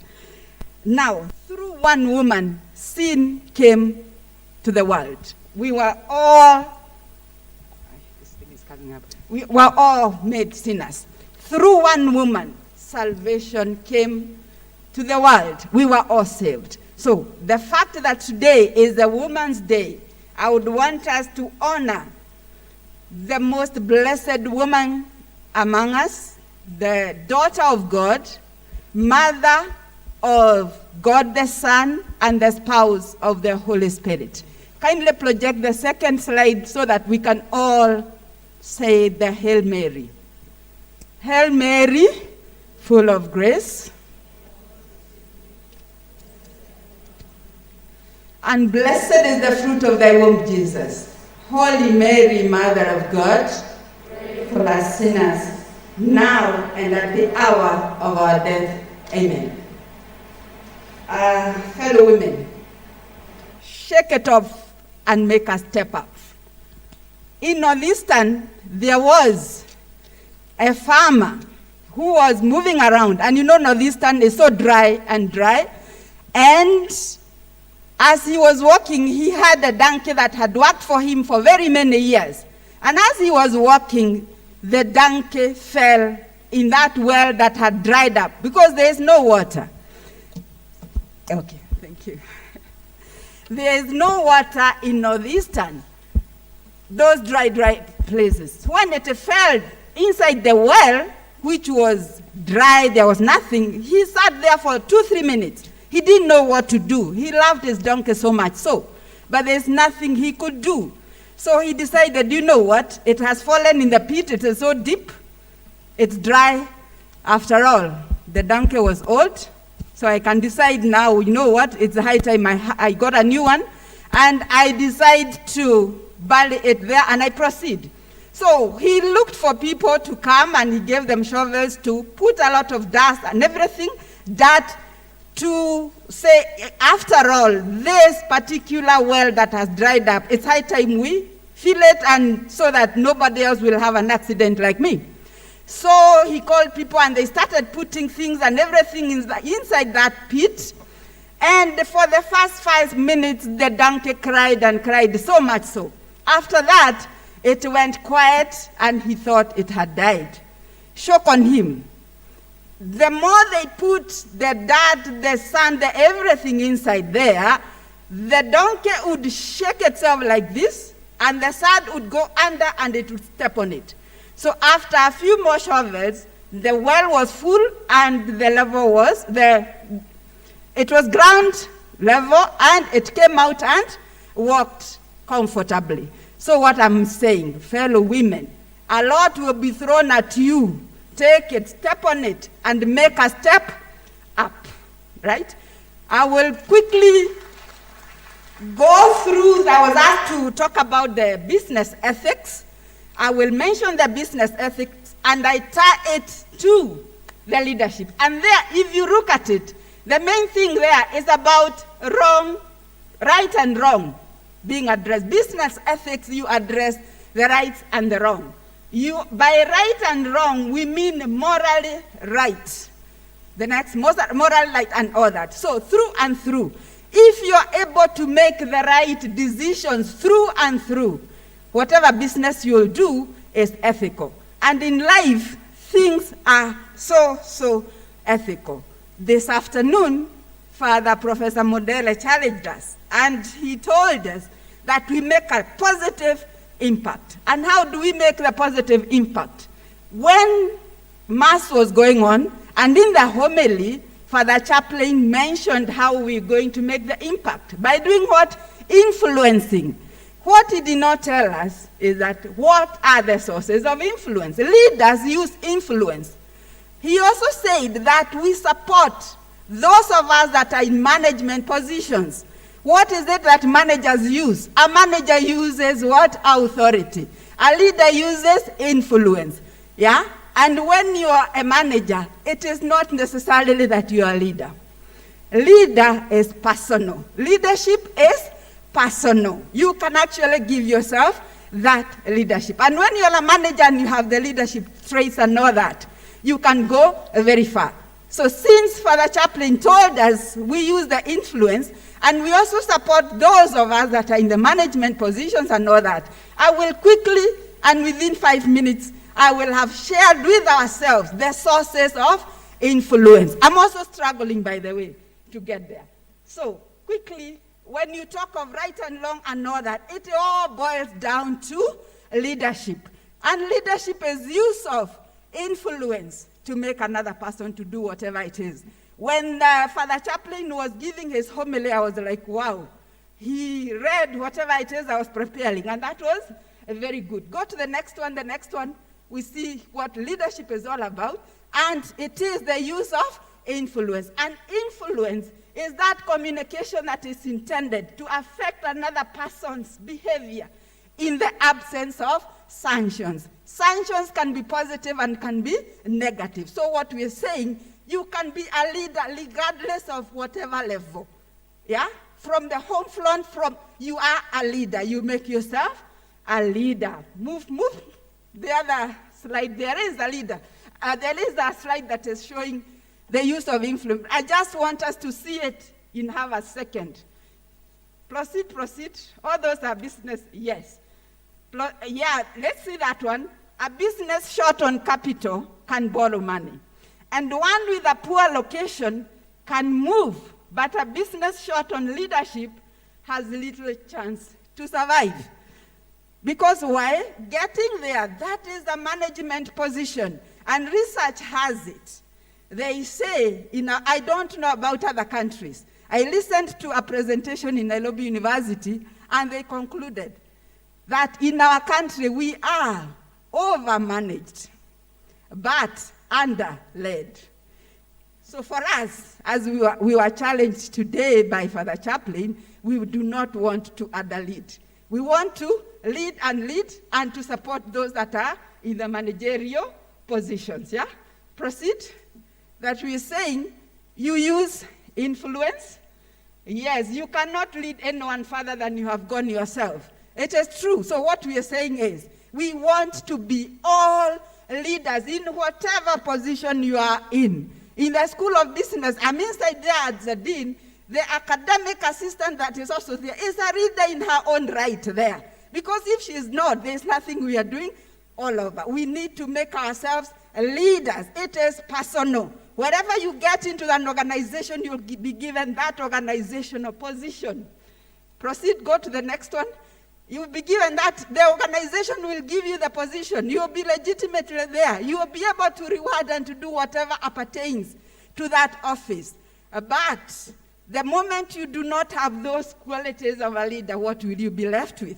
We are saying you are a leader here, you are a leader at home, you are a leader wherever it is that you go. So you make yourself one. And in the first place, you will be able to lead yourself.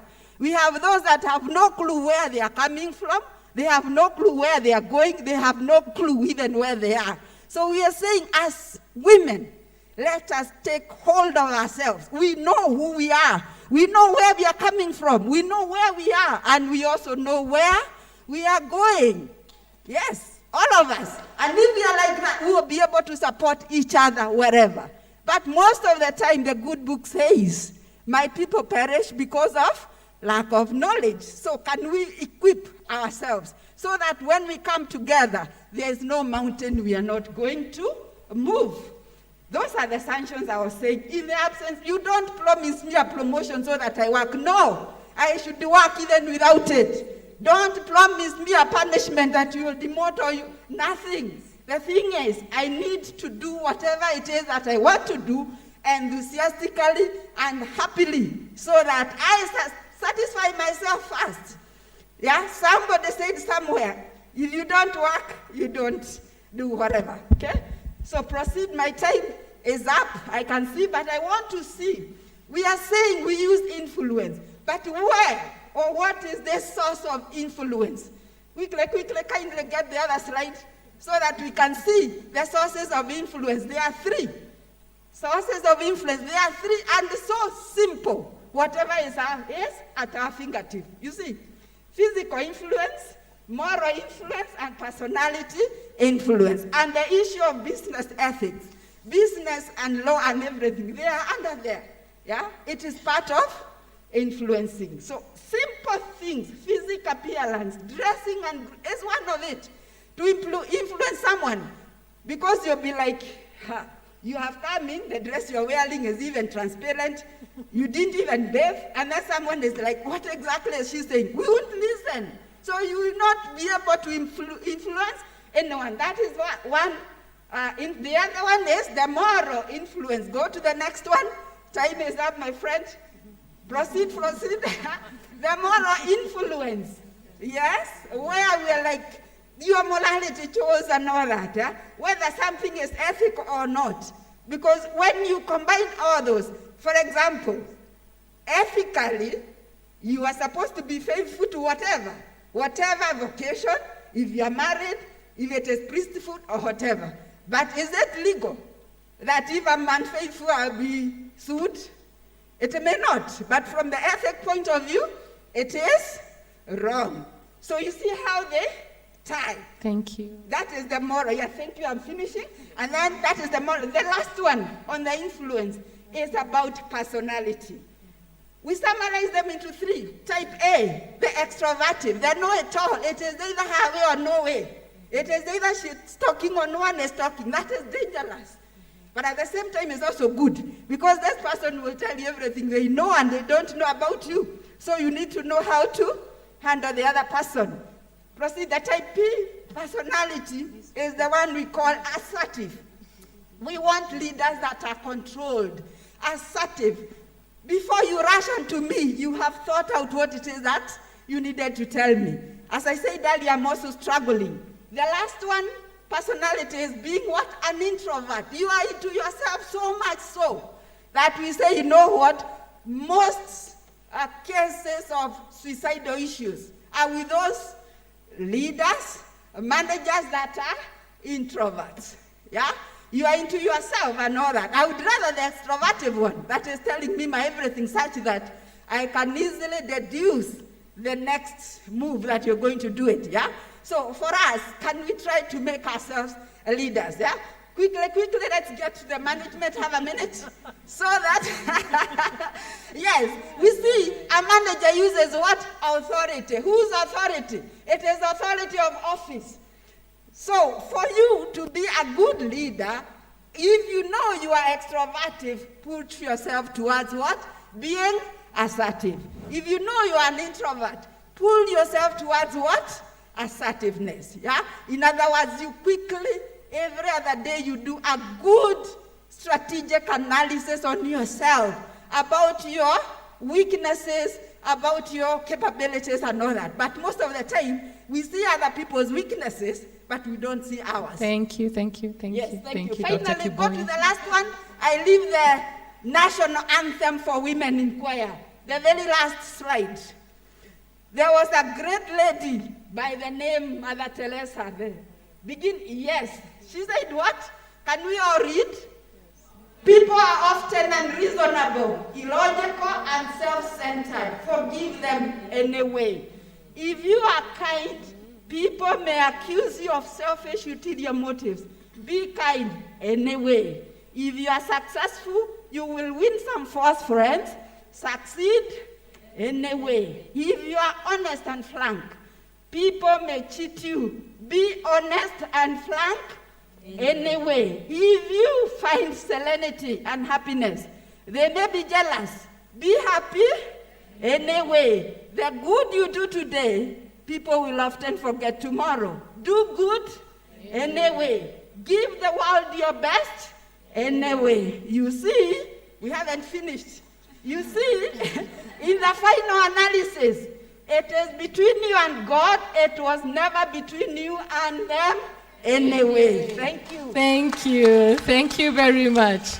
Thank you so much, Dr. Kiboi. I'm sure you can all feel the passion in that presentation, and I'm sure you're empathizing with me. You know, I have a panel full of teachers, so I have a very difficult task today. We want to proceed and now talk about mental health and women in the academia. We heard from Professor Gitu, we've also heard from Dr. Kiboi that, you know, sometimes in the workplace, just because some of these spaces were not designed with women in mind, there are some stresses and pressures that they may face. And so here to talk to us about mental health and women in the academia is Sister Rose N. Mwangi. Sister Rose is a woman that is in love with Jesus. She's a mental health practitioner. In fact, she was our first counselor at the Faculty of Law. She's now with the Office of Career Services here in Kwea. She believes that service done well gains an eternal reward, and her greatest joy is encountering people and in helping them unlock the giant in them. Karibu sana, Sister Rose. God is good. All the time. And all the time. God is good. Kindly, let's just stand 1 minute, all of us, kindly. Let's raise up our hands, both of them kindly. Stretch, make sure you have stretched very well. And say, I'm blessed. I'm blessed. Twice, I'm blessed. And turn to the person next to you and tell them they are blessed. Thank you. Let's get seated.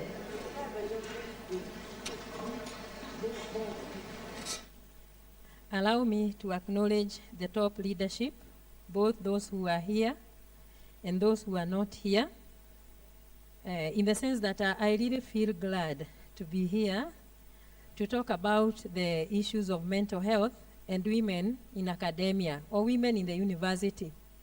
So basically, I'll ask Paul, kindly give me that slide. There is one slide that we need to see. Paul? So I'm saying I'm very delighted to be here today to talk about the issue of mental health.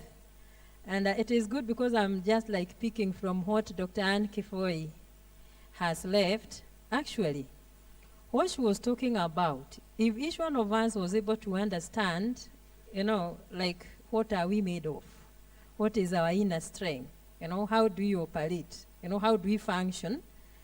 We would be able, you know, to avoid what I'm just about to talk about. And what am I really talking about? Paul, not this one. This one is for Mary. Mine is about mental health and women in academia. So, I'm just looking at it this way, mental health. The other day, for those of us who are here during the assembly for the students, I really felt concerned because a number of them, they said that our students, they are experiencing a lot of mental health issues. And one of them is that there are a lot of complaints regarding their emotions and how they are handling their mental issues. And I was wondering, at least the students had the courage to say that what they are experiencing. And I felt really challenged, and I was wondering, what if we went to our lecturers, both, you know, the teaching, the administrative staffs, and even our ladies that we are going to see today, the way they are able to handle and hold each other's hand. And I'll give this one with an example of one of the sisters, a religious sister, that something happened during the COVID, and she was given 3 hours to leave her religious congregation. And this sister, she had done what we refer to as the final commitment. Not only, she was a jubilarian. After 5 years, she had already done her the Jubilee celebrations, in thanksgiving for what God is doing in her life. And when I think of this woman, you would imagine what she was going through mentally. A lot of stress, yeah? And many questions in her head. A lot of pain and a lot of loneliness. Like what Professor Mary has talked about, those lonely spaces. The lonely spaces that we all go through. And today, it's important also to realize that we may go through these lonely places, leave alone the issues, what we are experiencing up to date because of the pandemic, leave alone that. Even in our own small community in Kwea, both here and in Gaba, because the most beautiful thing, we all share a common humanity, where at given times, we'll have joyful moments. At other times, our work maybe might be very stressful. We might not have the money. The relationships might be constrained, and so forth, and so forth, and so forth. So, it's important, like for us, in this community, we realize what might be happening as students, as our auxiliary staffs, and also, at the same time, be able also to know what even other people go through. And I'll begin by looking at that woman. You can look at that woman. How many hats is she wearing? I will not overemphasize on that. This is the kind of woman that was described by most of us. I could hear this woman described by Father Mundere, our prof. Everybody has been talking about this woman. And imagine this is one woman, and this woman is me and you. And of course, we are looking at this woman because she's also equal in dignity with the men we have around. And we are aware of that. But yet, we are very different, even brain-wise. Actually, when we talk of the brain wiring of a woman, actually, and a man, that's where we begin by identifying some of the differences. If you look at this woman, this is the woman who is wearing the hat of that mother we heard about, the sister, the one who is supposed to be the sister of everybody else. And I want also to notice that, whatever men learn, especially fathers, fatherhood, actually is learned from men. And that one was confirmed by Father Mudel. So you can see it. Why? They learn from their mothers, their grandmothers, their sisters, and even their in-laws, like Madam talked about it. Then we have that very woman. Look at her. She's the professional. And this is where we are. She's a woman who is also, very creative. We will see women who are very creative here. She's also the woman, who has to be a wife to somebody, bringing out that dignity, the integrity, the fidelity. We would want to think about what Anne was talking about. And then again, you know what? Because of the brain of this woman, she tends to multitask, imagine. And I don't know whether you have ever watched the brain of a woman. What is in all the departments that are there. Anybody? Talk.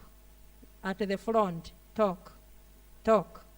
And that's why we talk about talk therapy. Women and talking. We are told we talk about 6,000 words before, 25,000 words before we sleep. And if you look at Akina Father Mungai, maybe they talk only 6,000 before they sleep. So, when we imagine this woman, she's charged with all these responsibilities. And she wants them, like somebody said, she would want to give the best out of herself, and she will die. In fact, today very many women, they are dying of the compassion burnout because of their husbands, their children, their students, name it. So, what are we really talking about? That there are some things we need to bring in place even as a community in Kwea. If they are the students, we need to identify those areas that are really stressing us. And one of the things, the other day we did a need assessment in the Faculty of Law. My sister, Jerry, will remember, and we were shocked. because we thought most likely people who use drugs, mostly alcohol, we thought that was the greatest challenge, but instead it is not. It is a way of covering up an issue. And the greatest issue was stress and depression. And many times, most of us, we are going around, stressed. And maybe when I go to my sister, Professor Rachel, you know what? Sometimes, maybe sometimes she might be in a position, to listen to me, because we talked about women talk therapy. And she will say, and I'm alone. Hey guys, and I'm alone, Sister Rose. She says, hey guys, when are you working? You are always here. You are not allowing us to work. You get it? And instead, what do? Maybe I come out and I go to Anne and I begin bursting with anger, with tears, because nobody is hearing me. So mainly what am I trying to say? For women and also men, because all of us, we said we are sharing that common humanity, it's very, very important to have somebody who can listen to us. Okay? And I thank God because this sister already, today she's in the congregation. And she was being monitored. Have you left the congregation? And she was given, 15,000 after very many years, about 40 years in the congregation. And these are some of the experiences we do have. So what are we recommending today? One, I want to recommend many of the things already we know. In fact, I don't want to talk about exercises, eating well, everything in moderation. Today I would want to talk about one thing that all of us, we are in a position to do in order, like to alleviate our pain, our suffering, and to improve even our mental health, maybe situation, no matter how it is. Away from whatever we are doing is okay. But this one thing I feel today is very, very important. We call it mindful self-compassion.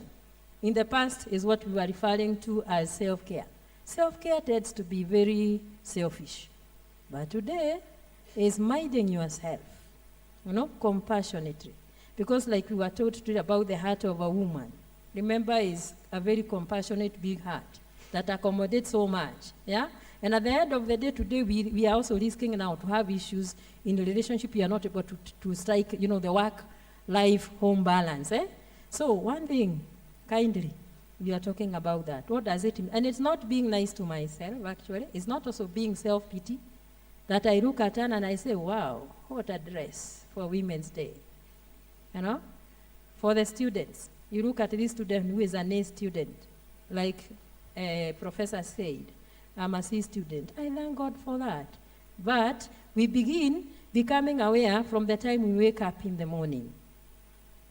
How do I wake up? Which leg goes out of the bed? And not only, when I take the shower in the morning, do I feel the water in my body? Some people even don't remember what they ate yesterday, what they were dressing in. Those are some of the signs, red flags, that something is not okay. Get help. And on the other hand, you can choose the kind of heart you want. But I'm talking about the heart of being, pleasant to the situation that we are living in. Become aware. And become aware. That ability to listen even to the needs of our own bodies. And we answer to them. But we don't allow at the same time our bodies to master us. Thank you. Then as I conclude, we have still. Go to the next. Yes. It's maybe today, Mother Teresa is the woman of our time. She's a saint, remember? What does she say? You love until it hurts. And at the same time, remember she's the saint of the people who died. She talks about unlocking our potentials. All of us here, a learning institution like Queer or GABA, we are here because we have a lot of potentials. Some of them maybe they are not discovered. And this is the time, this is the forum. And we discover also by, holding each other's hand. I can learn, today is really a learning experience. We are learning so much that this woman, already we have a prayer. We have been given a prayer for her that we become also aware that we have to love until we live. As long as we are living, we are called to love, and love, yes, we love. I think I'm done. Thank you. God bless you all. Thank you. Thank you so much, Sister Rose. I think she's used 10,000 of her words for the day. Okay, thank you so much. Thank you so much. And thank you for your loving care. She's a very nice lady to speak to. If you're walking on the corridors and you feel burdened, you can say hello to her. Thank you so much, Sister Rose. And now we also want to look at student leadership and women's agency. And we did not want to do this in a theoretical way, so we do not have a professor to discuss this, but we have none other than our student body president, Miss Florence Njeri. A round of applause for Miss Florence Njeri. She's the third female president of the Queer student body, and this comes after a run of 8 male presidents, and she did not only win, but she won by a significant margin. Congratulations, and karibu sana, Ms. Njeri. Thank you so much. I'd start this discussion with a question. Can female leaders make the world a better place? What do you think? Yes, they can. So, in high school, there's a book we studied, and it happened to be my favorite book. That is The River and the Source by Margaret Ogola. The book emphasizes on the feminism and the role of women in changing the society today.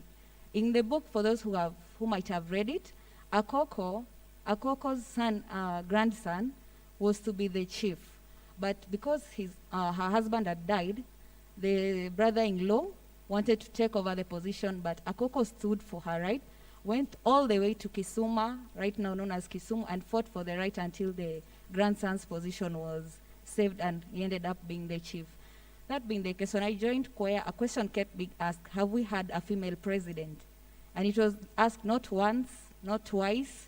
So I decided, what am I waiting for to make the change, if not myself? So I decided to go for it, and we fought the battle with my male opponent, and I happened to win by a margin.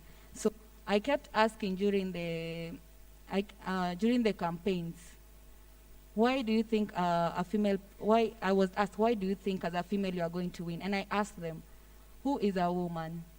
A woman is nurturing. What else will you need in leadership? Someone to nurture. In such an institution, such a university, we need a student leader to nurture the talents of the students. Like the other day, we just had a talent showcasing for the freshers, and we were able to identify a number of talents that maybe without such an activity, will not have managed to see them.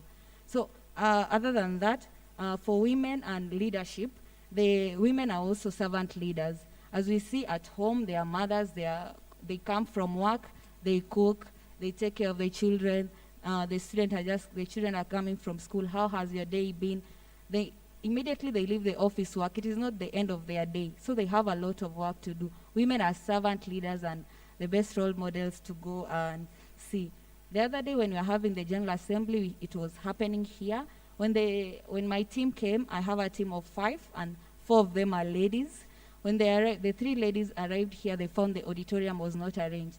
They arrived and started reorganizing the auditorium by themselves. What do we call that other than servant leadership?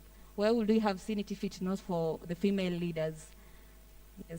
The other thing is, a woman is able to multitask. Not just, they don't just lie on one item. It is cooking and just cooking. A woman will be cooking, ironing the clothes, and doing everything else. Women are powerful, and I'm actually glad to be seated here among very strong women. A lot has already been said about leadership, and actually I don't really have a lot to say other than the challenges and some issues that kept being raised during my campaigns. One of them was told, how are you going to manage the university administration and all the students? Ladies are known for being soft and easy to push around. Is it true? No, women are not soft and easy to push around. I attended a youth agenda last week on Friday, and out of the 10 gentlemen that were there, I happened to be the only lady.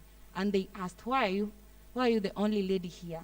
The men in the house were quick to answer. Women are easy to push around, and during the elections, when they see the campaigns are getting tough, they decide to pull back and withdraw from that. So that should not be the case, because women are very strong and powerful. And for now, I'd like to encourage all the students around, please go for these positions. They're not just for the male gender. We don't want it to take place that after I step down in this position in October, the next time we are hearing of a female president is 10 years to come or 8. That should not be the case. We go for it, and we go for it very hard and toughly, and we are going to make it. Thank you.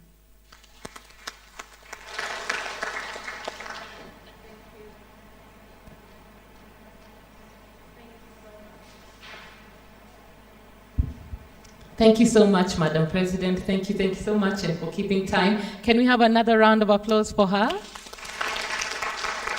Great stuff. And now we want to hear about, I don't know whether you remember, some of you, that when you were in high school, for instance, you would see that the allocation of subjects was very stereotypical. So for instance, home science would only in girls' high schools. No, girls would be discouraged, for instance, from doing physics. Aviation was only in male high schools. And so we have Sister Professor Jacinta Adhiambo wants to talk to us about formulating curricula which gives life, the hand that rocks the cradle. I personally cannot wait to read this paper. Sister Professor Jacinta Adhiambo is the Dean, Faculty of Education. She's the first female Dean of the faculty after 3 male predecessors. She has an eye for detail, she is calm, and she is very assertive. Karibu sana, Sister Professor.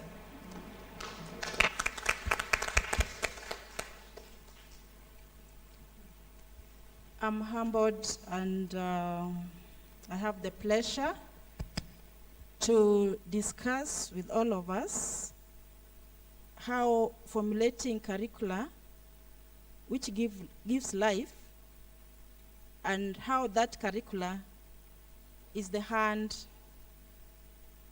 that rocks the cradle. All of us are born from homes. All of us were once rocked in cradles. I want you to go back to that time when you were young and recall your cradle, that small bed that your mom had, even if it was not a very modern one, but there was a certain bed where your mom could put you when you were to sleep, sometimes when you are just playing around as a small child. I want to look at a curricula as the hand that rocks that cradle, the cradle that is carrying the learner. And the cradle here will also, we shall take it to be the learning institutions where our children, the young, the youth, and even adults go through some training. So I am aware that when we are doing curricula, the needs assessments are done, and so the learning outcomes are always geared towards the needs of the individual learner, whether you are a man or a woman. So this curricula is expected to bring out the best of each one of us, so that we are able to learn, we are able to acquire the knowledge, the skills that are needed in the society, and even the values. We have been talking about respect for each other, the value of even saying greetings to others. All these are embodied in the curricula that is always formulated. So you may wonder, why did we take this phrase, the hand that rocks the cradle? Now, there's a proverb that says, the hand that rocks the cradle is the hand that... And this proverb is derived from a poem that was written in 1865, and we still make use of this proverb. And so it means that The person who raises the child has a lot of influence on that child's character, and also he or she can influence the society that the next generation is likely to create. So it is from that point of view that I want to say that the curricula that we have in various institutions, be it university, kindergarten, high school, primary, is well designed to nurture the person that the society is looking for. So, there is that inclusion in the curricula. The only problem comes when this curricula is being implemented. That's where we get now people starting to stereotype that, oh, you know, what Madam K was saying, Dr. K, that girls' school have home science and the boys will have sciences and so on. When the person developing the curricula designs it, it takes care of everybody, whether you are a male or a female. So this idea of saying that this subject is only meant for this group, this is a preserve for the male. Like you are in a science class, you are in an engineering class, and people say, oh, you are an odd person out. Why odd? And yet the curricula was meant for everybody who is supposed to be engaged in that curriculum. Now the curricula also takes cognizant of the fact that people are different.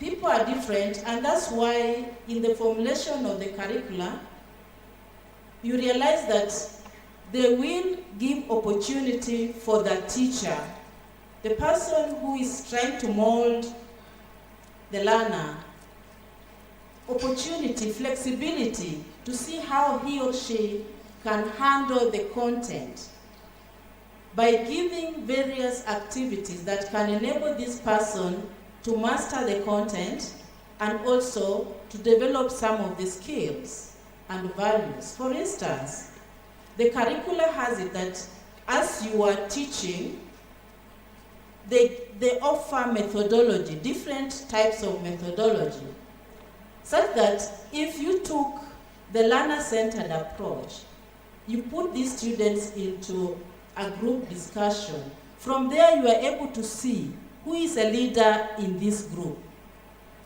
What are the qualities of this person who is leading the group? And others will also learn how to communicate. So we are bringing out the competencies that the society is looking for.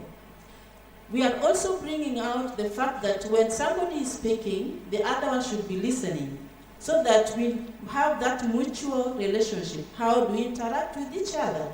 So the curricula has that aspect of differentiating and giving people opportunity to bloom where they are placed. As I've said earlier on, we have challenges as we implement the curricula, and that's why we have the stereotyping, the cultural biases that make some gender or one gender shy from doing something that another gender is supposedly meant to do. For instance, how many of you in choir have met the young men who are doing nursing, and you are like, you are doing nursing, a man? There's a Corino boy who is doing nursing. I like that man, because most people look at nursing as a female-dominated career.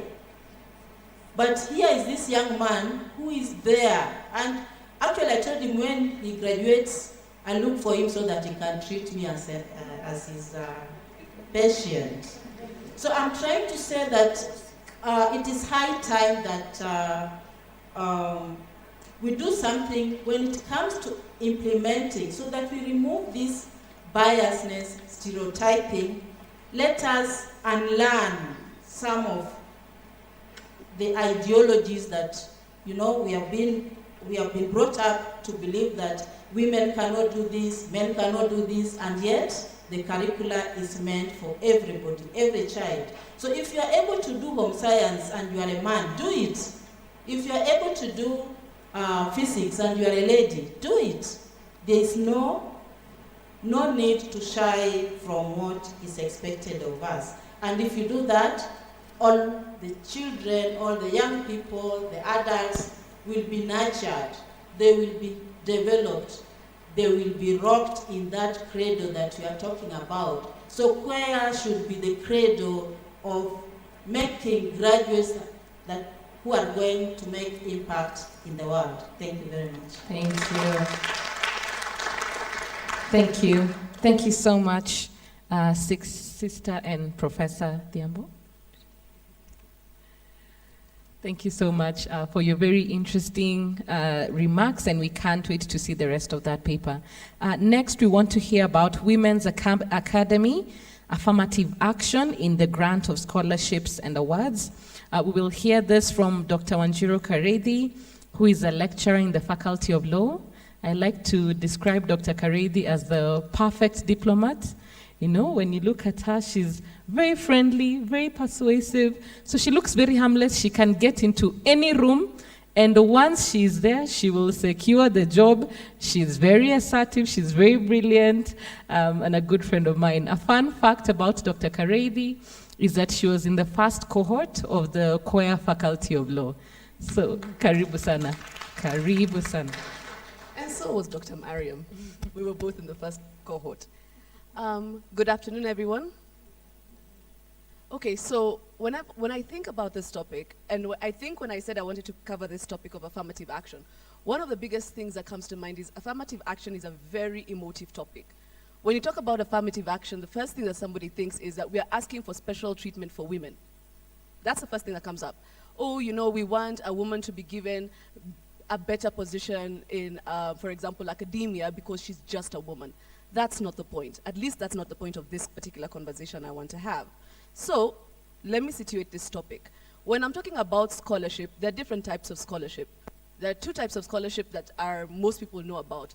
There's a needs-based scholarship that is based on financial need or your inability to have money to pay for your education. And there's a second one, a merit-based scholarship.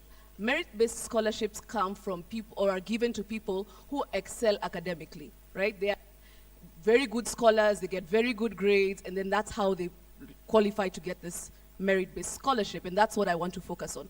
Now I'm taking it back to gender equality. A merit-based scholarship that is given to both men and women, okay?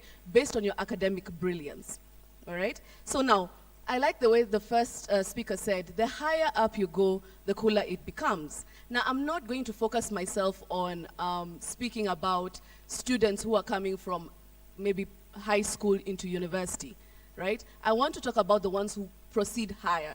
Women, like a lot of the women who are sitting here, who go, for example, to master's, PhD, and then postdoc. Now, that's where I want to focus myself. Once again, in merit-based scholarship. Women who have excelled, like the women in this particular forum, who have excelled academically.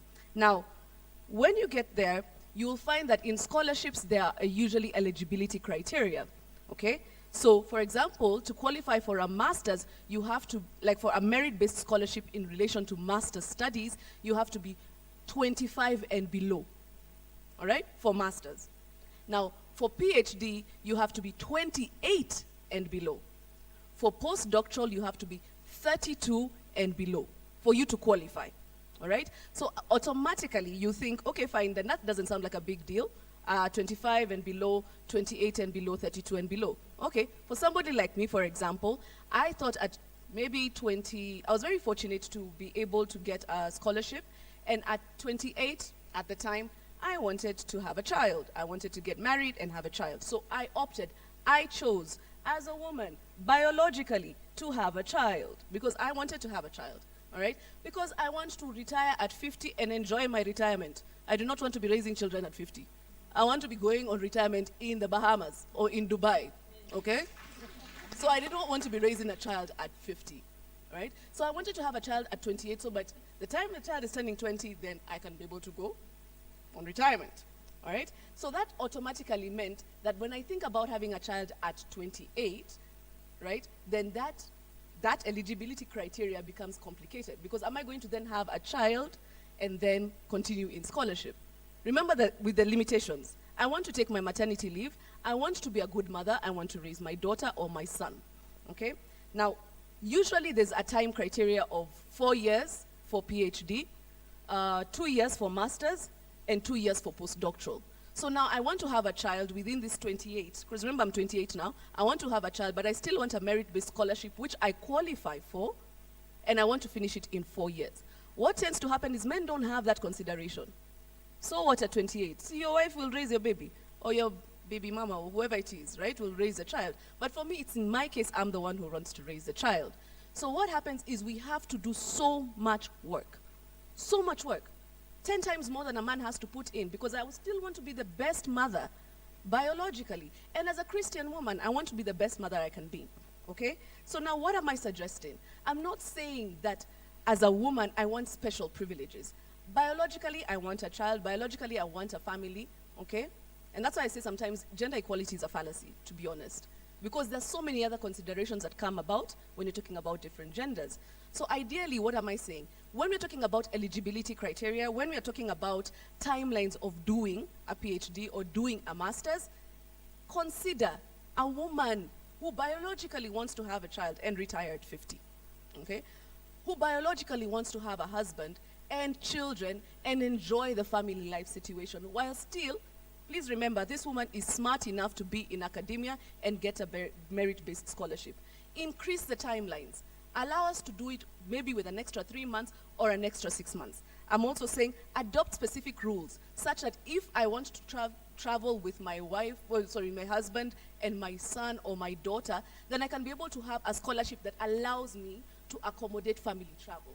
More often than not, men will just travel on their own. You leave your wife or your spouse at home to raise a child. For me, I want to be able to go with my son. I want to be able to go with my daughter. So increase timelines. Increase the eligibility of age. Instead of saying 28, say 32 or 33. Because it's not as if I'm not qualified or I'm not capable, all right? Finally, I want to give a personal example like I had already started. I opted to have a child at 28. I had a full merit-based scholarship, and guess what? I finished in 4 years. I died, but I finished in 4 years, okay? But I shouldn't have to struggle that much. And Miss Mariam over here got a child, raised a child, and finished within almost 3.5 years. Can she get her accolades? Because it is possible. So that's what I'm asking. I'm asking for you to look at affirmative action, not because I'm asking for special privileges. I'm accomplishing something that a man can accomplish within a very limited period of time while still trying to be a mother and a wife.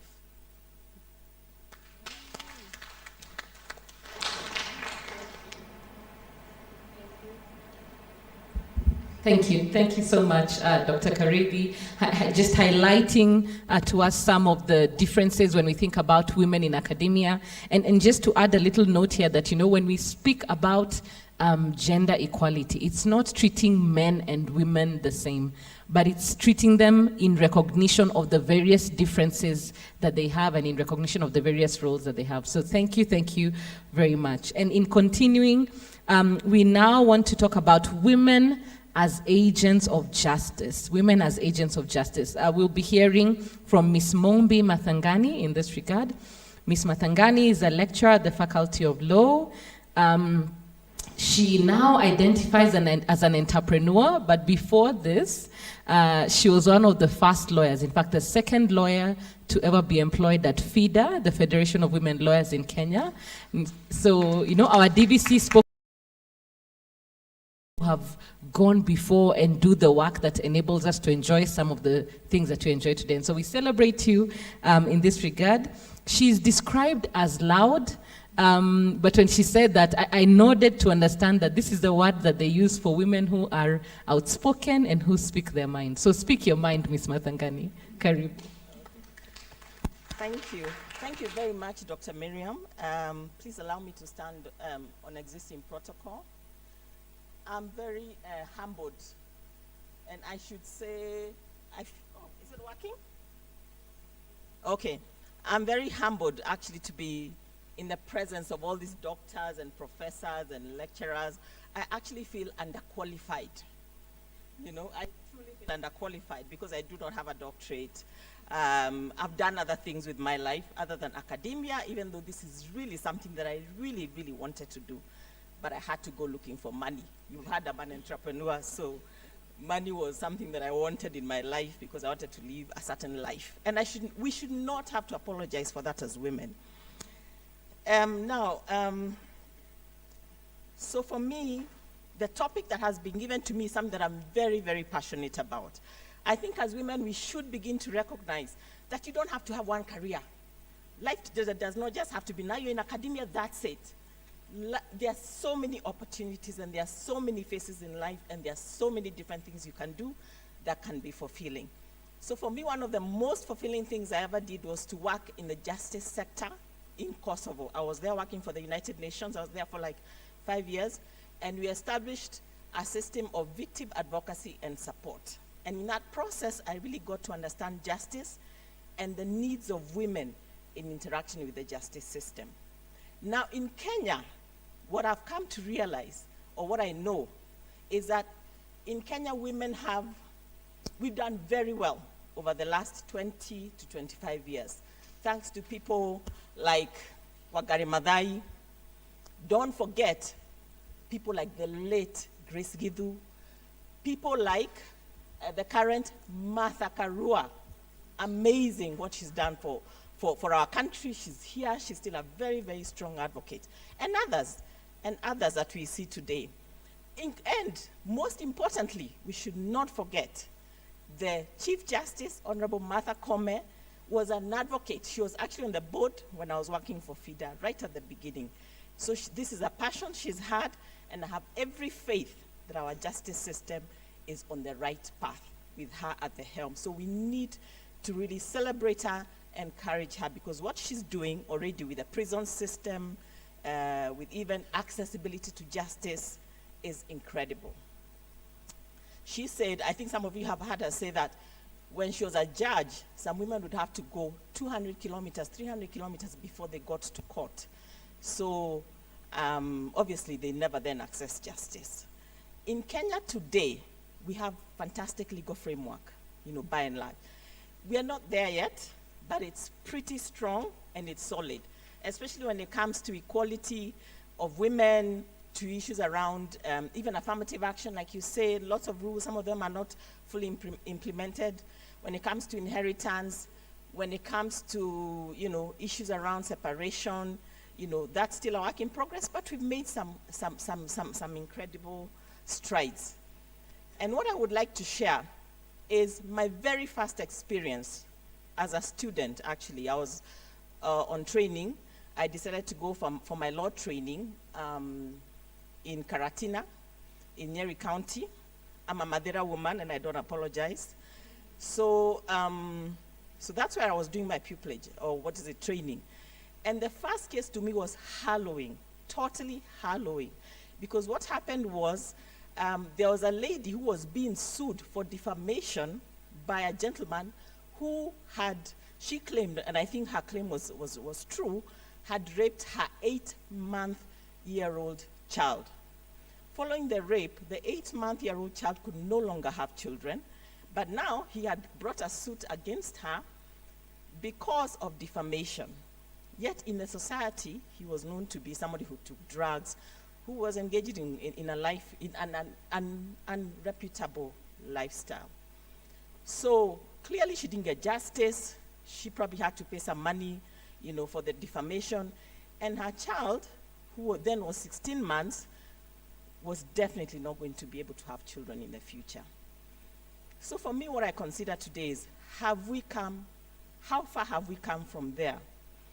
30 years down the road, where are we now when it comes to access to justice? Because issues for women around justice, especially in Kenya, revolve around accessibility to justice and being able to effectively present your case, realize your rights, and all that. And I think we've come a very long way. It is definitely not doom and gloom. For example, we now have courts. There's been a lot of work over the last 5 years of courts in every sub-county in Kenya. But I think the major defining change that has happened in Kenya has been the constitutional inclusion of ADR, meaning alternative dispute resolution mechanisms, including traditional justice resolution mechanisms as part of the community. And the caveat that says that traditional justice mechanisms shall not be used if the same is repugnant to justice, to equality, or contrary to the Constitution. I think that has been a major gain. It means more accessibility. At any rate, 80% of the cases were being resolved that way. So what does that also mean?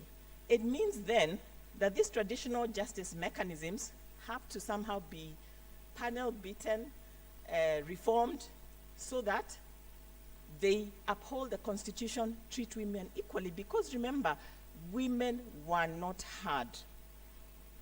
Because of customary law, patriarchy, women simply don't have a voice.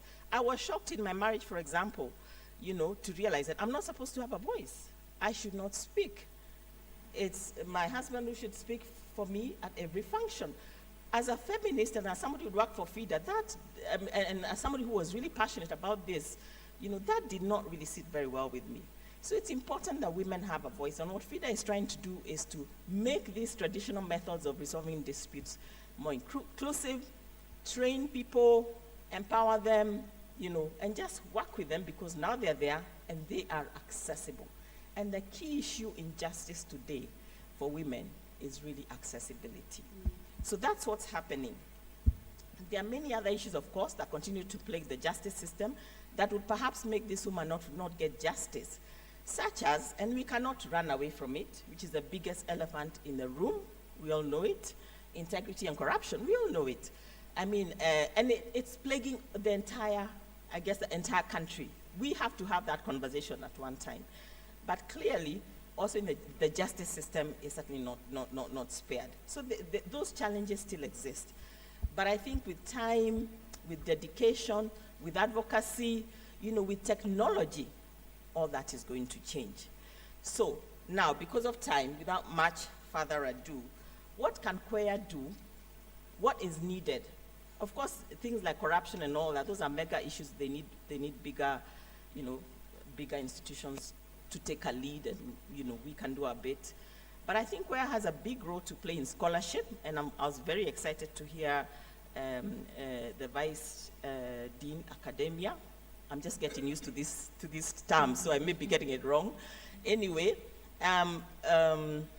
that we have a role to play in scholarship. And one of the reasons why I love Queer is that they have embraced somebody who's not strictly in academia, because something beautiful happens when you marry the two, when you join academia with actual real life practice and experience. I think students love it. They get a different vibe. They appreciate different topics better. But I think that there's room for academia to do its bit when it comes to some of these things. What are the numbers? What theories can work? What analysis should be taken so that we can then support different entities?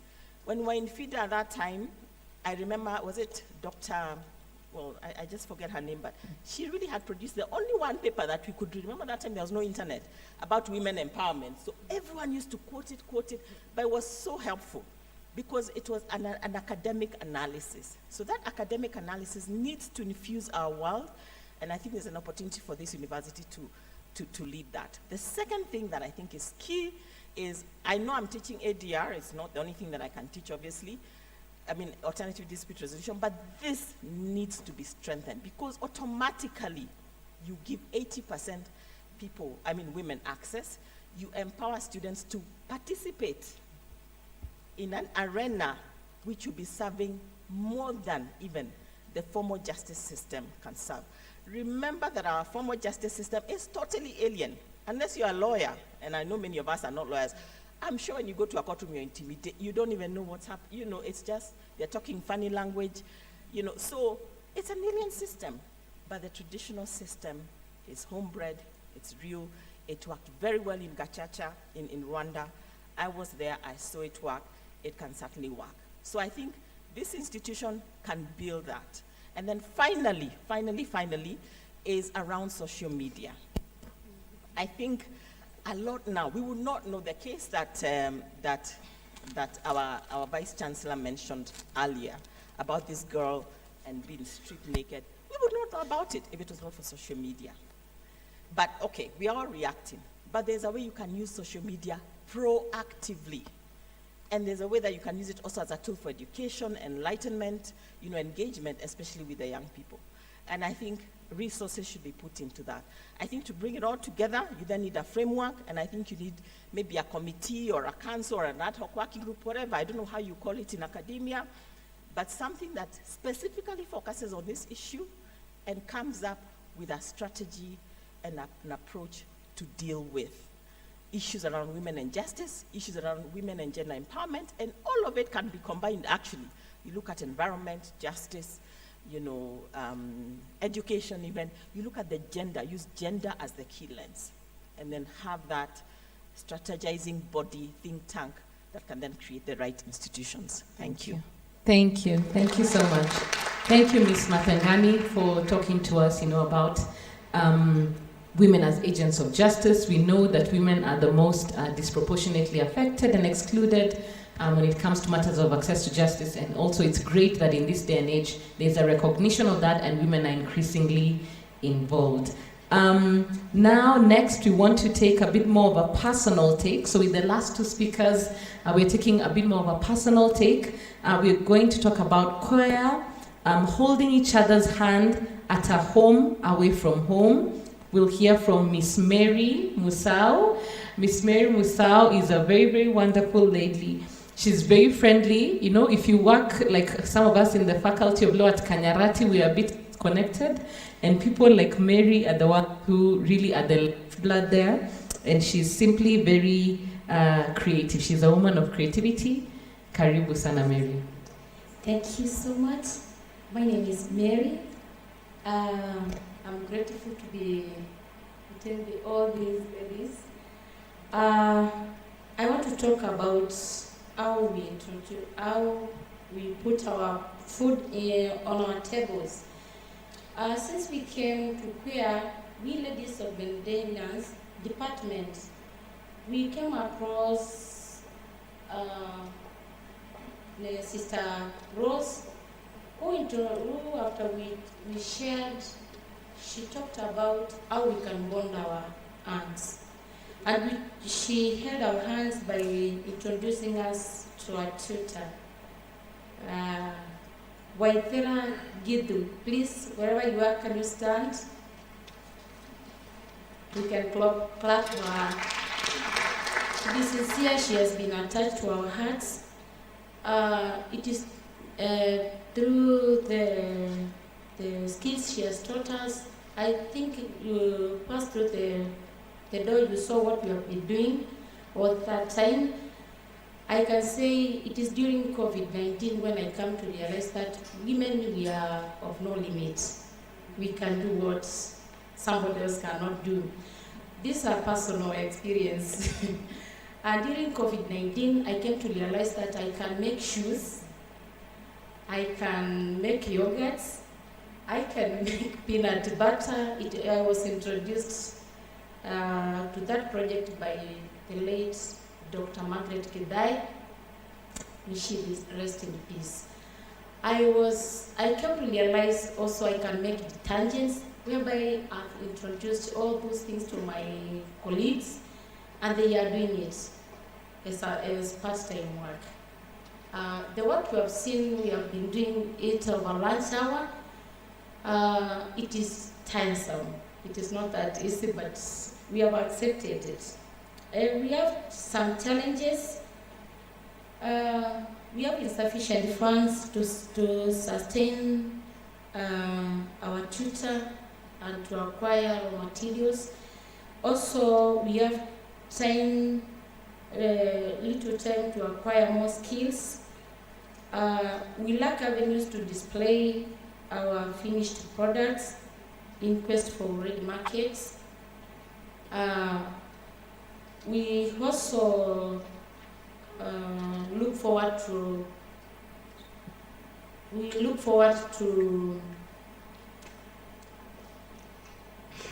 I'm sorry. We look forward to recruit more members, especially ladies from queer staffs. When we come together, we will bring your skills and we will combine them together, whereby you will raise, you hold your friend's hand to raise her. You can see, like last Saturday, we were in Mission Hall where we were doing some artwork, which has we have been sustaining ourselves with that to put bread on our table, and we thank God because of that. We thank all those who have been buying our products. In conclusion, we thank Ms. Muavani, who has been holding our hands. We also thank Sister Rose, our tutor. We thank also the administration for giving us the opportunity to demonstrate what we have been doing. And we thank very much Dr. Rachel Gisami. You have been there for us, and we thank you so much. Dean Kanyebe, you have been there for us, and I thank you so much. Truly, truly, you are a mother to me. Thank you so much. Thank you. Thank you so much, Ms. Musau. And now you will see why I described her as a woman of creativity. Very beautiful and very, very talented. Thank you so much, Ms. Musau. And finally, like I said, last and not least, we want to hear again from another personal experience. There's this lady known as Sister Dr. Noelina Nakato, and she is known as the father of modern ecumenism. This is a global recognition that she has. And so I'm sure we're all very curious to hear, why is she known as the father of modern ecumenism? And so, Sister Dr. Noelina Nakato, thank you and karibu sana. Okay, thank you so much. I'm humbled to have my 2019 championship retrieved from that year to this great occasion. Thank you for your endless moral support. Allow me to give a brief background of my award, especially for those who are not around. What won me an award was just an article, not even a book, which I published in International Journal of Philosophy and Theology in 2014. The title of the article was Beatification of Pope Paul VI, an impetus for the church in Uganda to deepen its commitment to unity. What inspired me to choose the topic was a multiple church celebration centered on ecumenism, which coincidentally fell on in the same year, 2014. The first one, beatification of Pope Paul VI, who is known to be a standard bearer of ecumenism. Second, the celebration of the 50 years anniversary of the Uganda martyrs, who were also canonized by Pope Paul VI. And remember, even those martyrs, they died ecumenically. They burnt the Protestants and the Catholics. The same year marked the 50 years anniversary of Vatican II Council document on ecumenism, also issued by Pope Paul VI.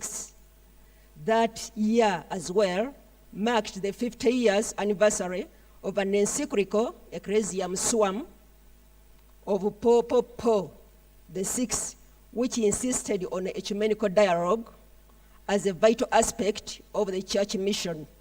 It gave a detailed meaning, methods, and goals of ecumenical dialogue. I was keen that year. I am not always keen, but I was keen. I saw them happening, and I wanted to write about them and to relate them.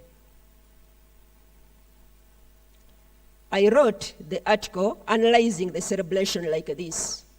Paul's spirit of love, ecumenical love, without distinction, which he also inculcated in the church, raised him to the fame of sanctity. That is why he was beatified that year.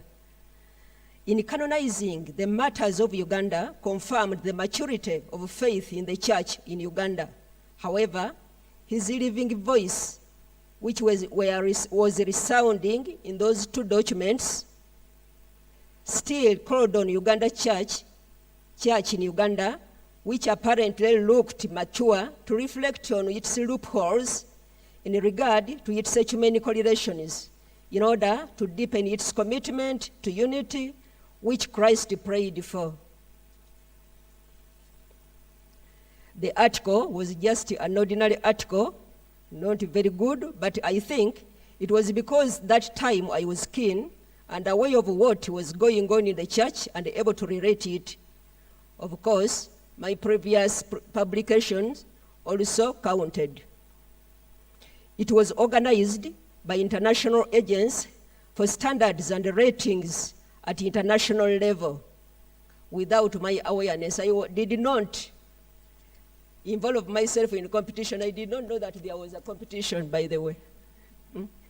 It was just retrieved and brought in 2019.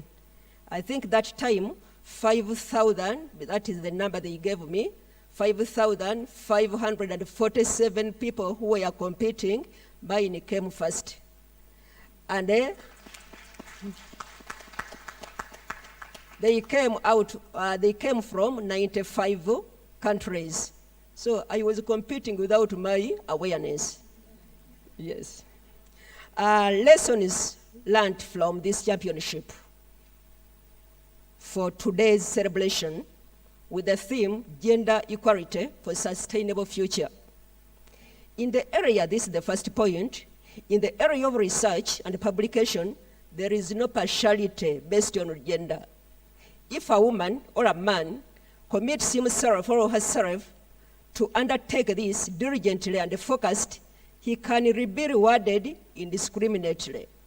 Second, we should not limit ecumenical spirit on religions or churches. We can extend it even to gender issues. Applying the methods and the motives of Paul VI in ecumenical dialogue, we too, both men and women, must address gender challenges with ecumenical spirit. We must know that distinction does not mean separation. Equality does not mean uniformity. We must rather relate to each other in charity, humility, trust, and prudence, always aware of being in a communion, nurturing human brotherhood and sisterhood, good culture, social welfare, and civil order. Thank you so much. Thank you. Thank you so much, Sister Dr. Nakato Noelina. You are indeed a gift. You know, her name, Noelina, means that she was born on Christmas Day, and she's such a gift, so humble. And what is interesting about her achievement is that even in that achievement, they had not foreseen that a woman could win this. That's why it's known as a father of modern ecumenism. And here she is breaking those barriers and, you know, and breaking the bias. And indeed, that was the theme for today's International Women's Day. The international theme is breaking that bias. You know, those stereotypes that there are areas which have only traditionally been reserved for men. There are which have only been for men. But here we are seeing very wonderful examples. So thank you very much. A round of applause for our panelists. Like we shared, all of these thoughts were just a snapshot, so thankfully we'll have an opportunity to interact further with them. If you have any specific thoughts you think, you've listened to the ideas of how they want to write this chapter, and you have specific thoughts that you'd like to share with them, I believe we'll all have a moment of interaction. For this time, I'd want to maybe pass it on to the audience. Is there anybody that may have a question to one of our panelists? Anything that really stood out for you, something which you feel if you leave without saying today, you will leave with a very heavy heart? Okay, so we can give a short opportunity for some of those since we are running short of time. You can show by show of hands. Any interventions from the floor? Is your hand up?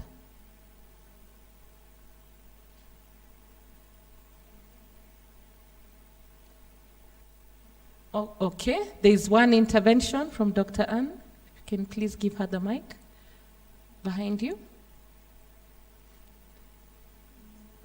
Please give, oh.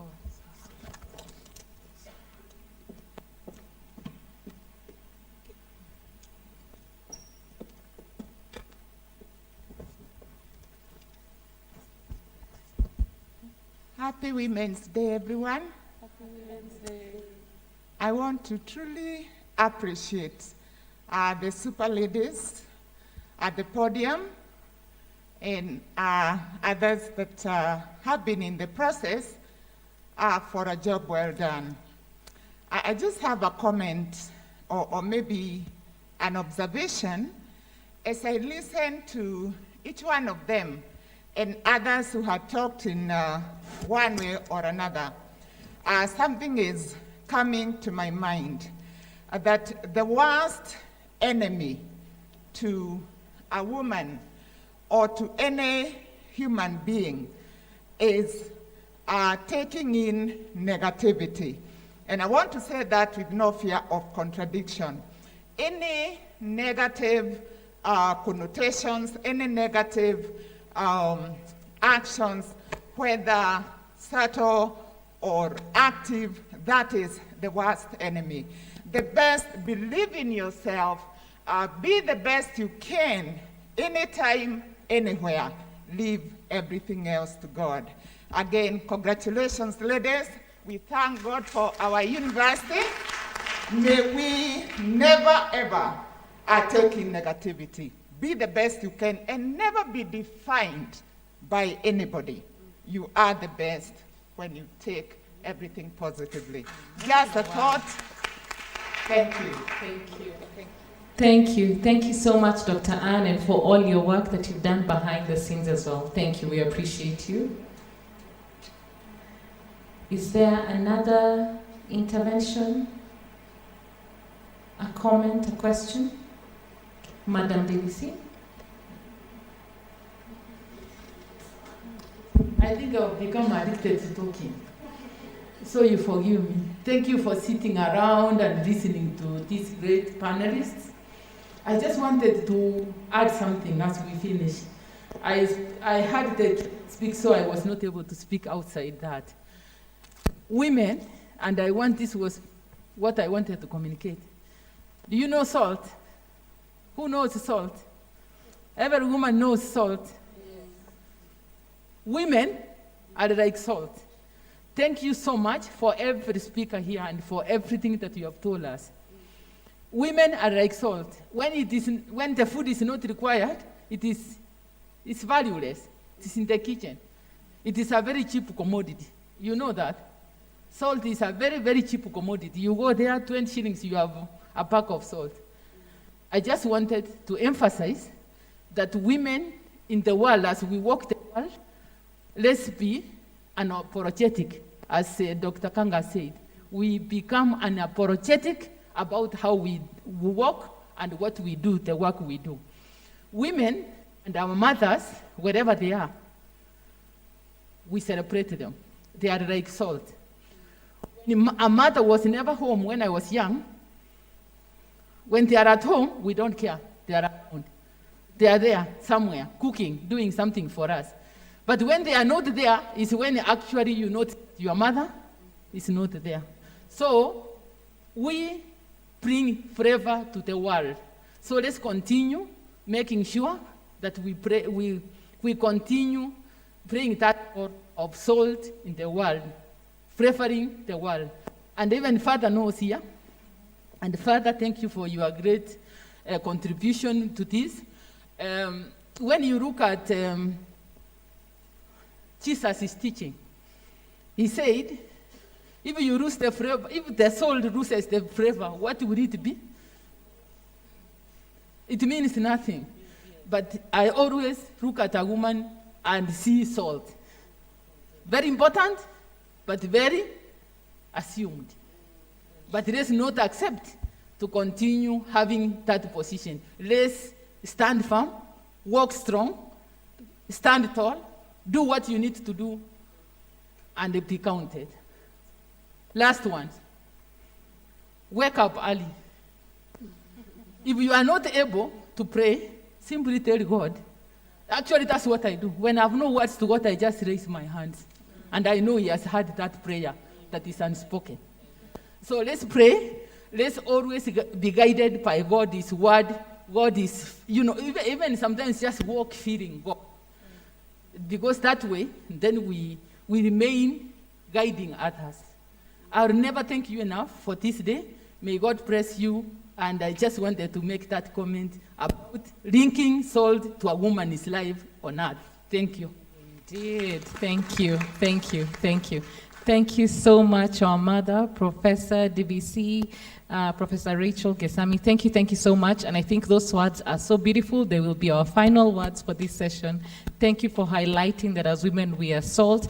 And indeed, like I started, this is very much in line even with the call that Christ left us to go and be the salt of the earth. So thank you for making that beautiful parallel. To my panelists, thank you very much again. A round of applause as we leave the stage. Thank you. Before you leave,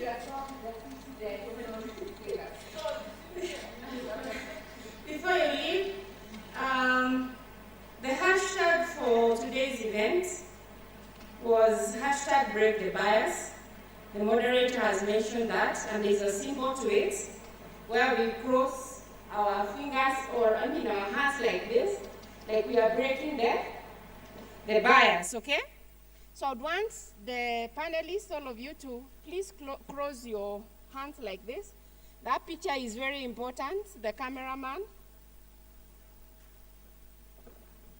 If you can just put your things down. We'll take one when we are seated, and then we'll take one when we are, as we make room. The cake matron, kindly ensure that the cake is here in a short while, because we have to run the next series of events in a like flash. I can see Father Chaplain really observing really observing this. It's important, so we are breaking the bias. I just want to read a few things. Imagine a gender equal world. A world free of bias, stereotypes, and discrimination. A world that is diverse, equitable, and inclusive. A world where difference is valued and celebrated. Together, we can forge women's equality. Collectively, we can all break the barriers. So, breaking the barriers, I would want all of us to stand wherever we are and break the barriers.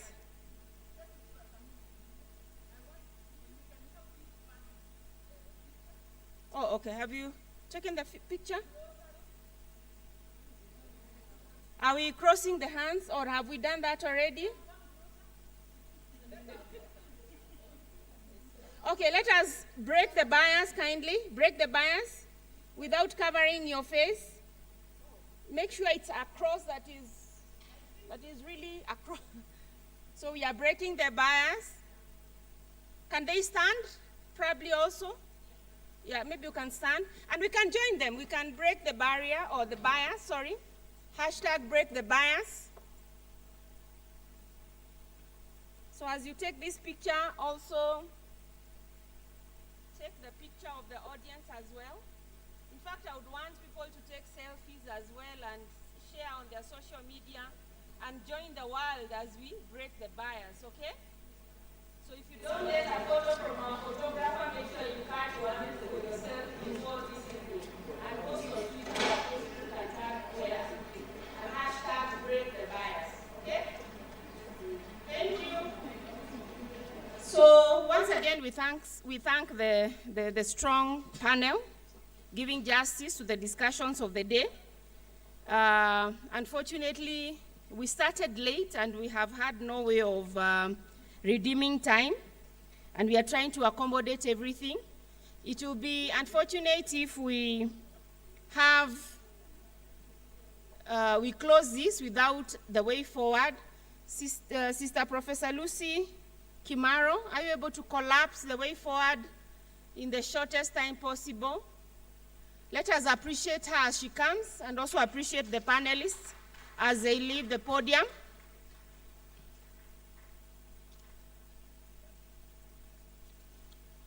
It will be good to have a brief way forward, even as we prepare the papers towards the publication.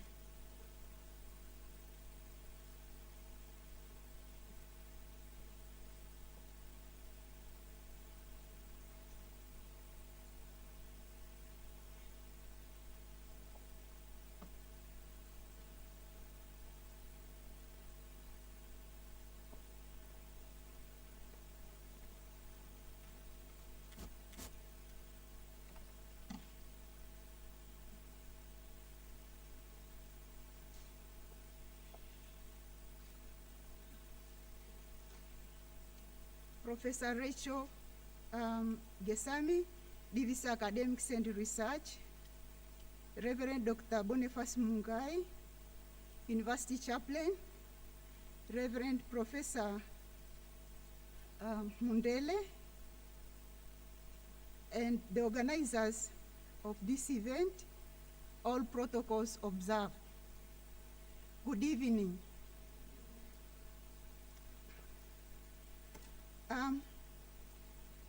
I have listened to many speakers, and I believe that what I have will be a kind of way forward.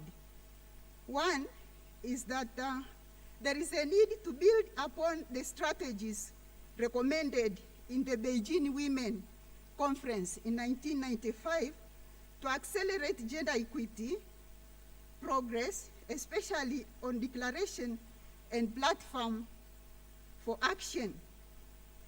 This was concerned with the end to sexual harassment and all forms of violence against women. And this has also been mentioned here. Healthcare services that respond to their needs, and the equal participation in political life and decision-making in all areas of life. Secondly, there is a need to look at the need to restore environment. And we need more women who are so courageous, like Professor Wangare Madai. She has been mentioned many times. In her Nobel, when she accepted the prize, the Nobel Prize, in her speech in 2004, she said, "Today we are faced with a challenge that calls for a shift in our thinking so that humanity stops threatening its life support system. We are called to assist the earth to heal her wounds, and in the process, heal our own wounds. Humanity is called to shift to a new level of consciousness, to reach a higher moral ground, a time when we have to shed our fear and give hope to each other. That time is now." That's what she said. And I got this quotation from her speech. Just more on the environment, this has also been mentioned many times by Mrs. Professor Rachel, DVC Academics and Research. environmental education for women is crucial, since women are the most vulnerable to climate change. They constitute the majority of people living in poverty, with 70% of the world poor being women. And these are the ones that mostly are affected by climate change. And this is not only in the world, but also in Kenya, we have seen this happening. So where, what was proposed by Kwea, there must be environmental education that allows partnership with other institutions in order to be able to help young people to understand what it means to have this kind of situation that is really affecting human life. And again, women should be empowered. Probably they should realize that participation in leadership activities is important. They have so much to offer regarding to climate action. And therefore, they are encouraged to do this in order to be able to establish a society that is equally recognizes the efforts of women and men at the same time. Also, let the government empower and encourage women who traditionally have strong body of knowledge to expertise, making them effective forces against climate change. Knowledge and skills passed down generations include water harvesting and storage, food preservation and rationing. I think this has been there in many traditional societies. It is only maybe nowadays that we have refrigerators and so on. But we are invited to look back into all this. And also water harvesting. The roles that women traditionally have place them as stewards of resources, putting them in a prime position to enforce adaptation and mitigation practices, hence contributing immensely to the care of the planet. Also, women should be given rights. I heard many times that we are saying that we should not wait to be given, but I think we should take an initiative to accept. But sometimes also we should ask to be considered.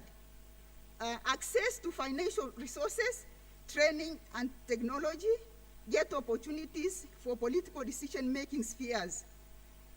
And this will help many more women to tackle environmental issues. Then we are invited to encourage organizations working on women's rights, women's health, and gender equality to rally together and generate excitement, to show solidarity, and to get new people engaged in supporting the work, especially young people, both boys and girls. Also, we encourage to support government or NGOs that encourage women entrepreneurship, innovators and initiators of global movements, to continue promoting gender equity, help and encourage girls to lead and foster a world that is relevant for them and for the future generations. Help young girls to expand, to look for solutions for peace. Also to work hard for progress and prosperity in their lives today and future. They need to be helped, especially now in where we have young people. We need to help them to create and develop person they are meant to be, and not embrace stereotypes. We need to encourage them to follow their dreams. Let them dream big. let the sky be the limit. We are also encouraged that we empower mothers who will help their daughters to go to school, to pursue their dreams, give proper value to women's work. They value themselves and they value other people, they value other women. Help women to participate in local, regional, and national legislation. Encourage women to non-traditional vocation, to make long-lasting change, and help break social taboos. I was listening to one of the women who drives trucks from Dar es Salaam to Rwanda to Congo to Burundi, a long truck. So this woman she said she was very much encouraged by the family and the people around, that driving trucks should only be the work for men. But also women are supposed to venture into the jobs that were traditionally only for men, so that they can also earn their living. And another example is that in India, women came up during the time of COVID, and they went to repair water pumps because there were no people to do that, because it was only done by men. But this time, they had to take initiative and do that. Okay. And then there is also a need for women to work for peace. Let there be national, international, political will to promote participation of women in traditional methods of dispute resolution and reconciliation. It was also mentioned here. Women will assist people to find ways to live in greater peace in the zones of conflict. And there are so many others that were mentioned about environmental education. Professor Gisami mentioned some resolutions or some recommendations, like creating or establishing programs that will help young people to learn.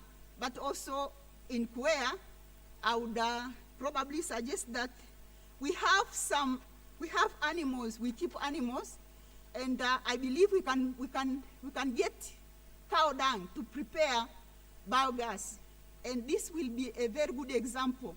Instead of buying gas, we can use the dung from our animals, and then then from there we can be able to preserve or to make our environment clean.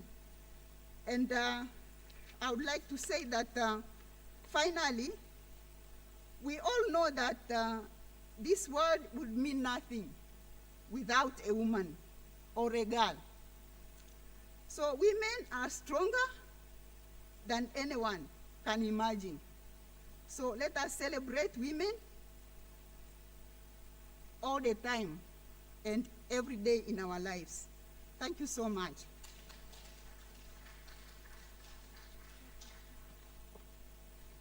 Thank you so much, Sister Professor Lucy Kimaro. Another big round of applause. As we come to the close of this day, we are left with a few things. Allow me to invite Sister Dr. Elizabeth Nduku to move a vote of thanks. And immediately after that, we shall move into the cake cutting. I would request the DVC academics, the chaplain, Professor Mundele, Reverend Professor Mundele, Ms. Njeri Kangede, and the panelists to move towards the cake with the cake matron so that we expedite that. After that, I'll request Father Chaplain to bless us as we go to the tree planting location. As we cut the cake, I would request Paris to also guide us where we are going to plant the trees. I would request, since we are few, we just wait until the day is done. Where I come from, we say siku ya kuni ni kuni. Today is the day for this occasion. Let us just be a little patient so that we finalize the day well. Thank you.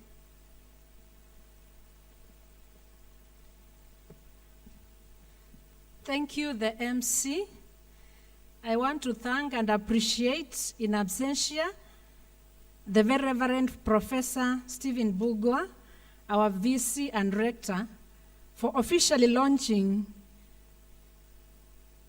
the Women's Day 2022 Choir Edition and hosting us. We are indeed grateful. I want to thank, on behalf of the women, to thank Professor Rachel Gisami, our DVC Academic Affairs and Research, for spearheading this event and for giving us the keynote address. And she has encouraged us to start a center of environment and green energy. And she has also challenged us to engage in research. And I think we are going to take this, and we appreciate that challenge. I want to thank Mr. Theuri, DVC in charge of finance, planning and admin, for allowing us and feeding us. I think if we had not taken our lunch, it would have been difficult for us to be here. So we thank him for availing the resources for us. I want to thank the chaplain for leading us in this celebration, the Eucharistic celebration, and for encouraging us to remain firm as women and to know our role and to play it well. I too want to appreciate Father Professor Albert Mundele for telling us the role of women and the place of women as nurturers, as protectors of life, and the rest. We are grateful. Dean Kangede, we are grateful for unpacking the theme for us today. We were able to understand what we were expecting, and this has been great. We don't take it for granted. Thank you for that. I want to thank Dr. Mariam for moderating the panelists. She has done a great job, and I want to thank the panelists for their dedication and for what they have given us. Professor Getui has told us it can be lonely to be in leadership, but although it is lonely, it needs hard work. If we engage in hard work, if we engage in the process, if we engage in the journey, we'll be able to perform. And each person is a leader and needs to do what they can. Kemboya has also reminded us that as leaders, we are all leaders and we need to influence every person and wherever we are. I want to thank Sister Rose for telling us that we have a lot of issues as women, a lot of caps that we put on, but we need to share whatever we have. We have a lot of stress, depression, but we should not keep it to ourselves. We need to share. We go through a lot. The student leader has told us that it is possible for women to make a difference, and she has made the difference. And since the women are called to be nurturers, I think we need to engage in leadership so that we can nurture life. Professor Dhiambo Jacinda has told us that we need to engage in curriculum, and the curriculum that we have been given should help us to ensure that the talents that are within our students are realized, the potential that they have. And therefore, we need to engage in the methodology that can be able to bring out all those issues that are there. And as teachers, we have a challenge to do that. I want to appreciate Dr. Karithi for talking about the affirmative action, not in terms of getting special favor, but when it comes to scholarship, can we think of policies that can help us as women to be able to engage and to do the things that we can do? We have a lot of challenges as women because of the roles that God has given us. And therefore, to be able to reach equality, I think these challenges should be factored when we are making policies. And therefore, scholarship is for all. It's not for a certain preserve. I want to thank Mrs. Mathegani, I hope I've pronounced it well, for challenging us to go back to ADR. I think many of us do not know these traditional ways of resolution, and they are the only way we can be able to access justice. For women, as you said, we are not aware of the legal system, of the formal system, and therefore it becomes a challenge. So I appreciate that you have told us to go back, and I think where as a challenge to be able to engage in ADR and train us. I want to appreciate, in case I miss anyone, just forgive me. I want to say that Mary has really challenged us and has told us that as women, we can be able to do so much. We don't need to rely all the time on employment. We are creative. We can be able to do a lot. And I think they have shown us by whatever they have done. So I want to appreciate Mary for all that.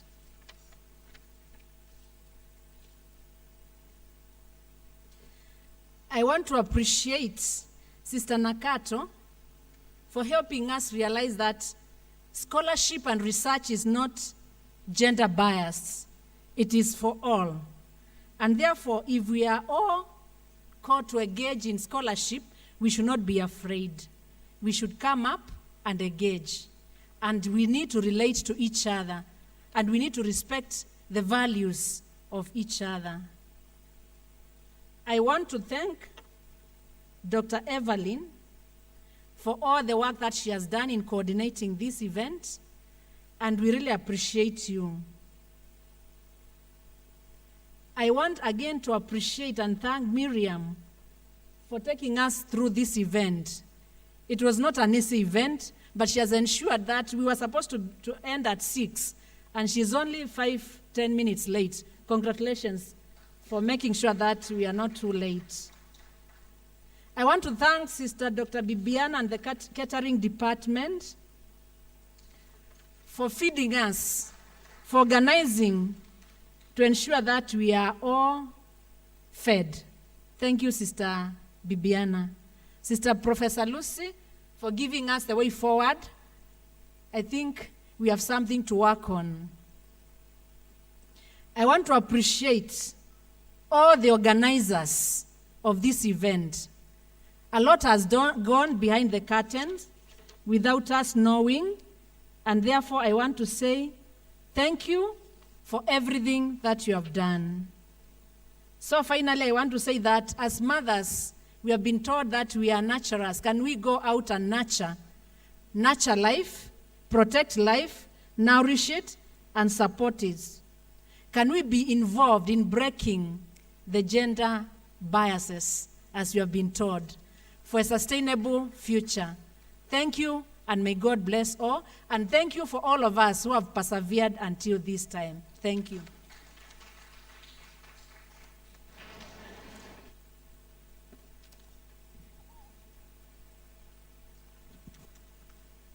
And we want to thank Sister Dr. Elizabeth Nduko for moving such a beautiful vote of thanks.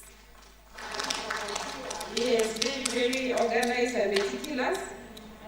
We go to the... And the team there. Yeah. I wanted to thank two teams. That is the team that has been supporting this event through the live stream. We were live on Facebook and YouTube, and I'm sure we are still are, or we are recording now. We still are, and here I am. So thank you thank you so much. We had also linked with GABA, the GABA team, because we wanted to really institutionalize this and ensure that everybody is on board. And we appreciate that the day has been a success. So we want to say thank you and probably give a big, mighty clap to the Almighty God for granting us the opportunity to engage as women and for men to be part of that conversation, because together we all can. Now, cake cutting.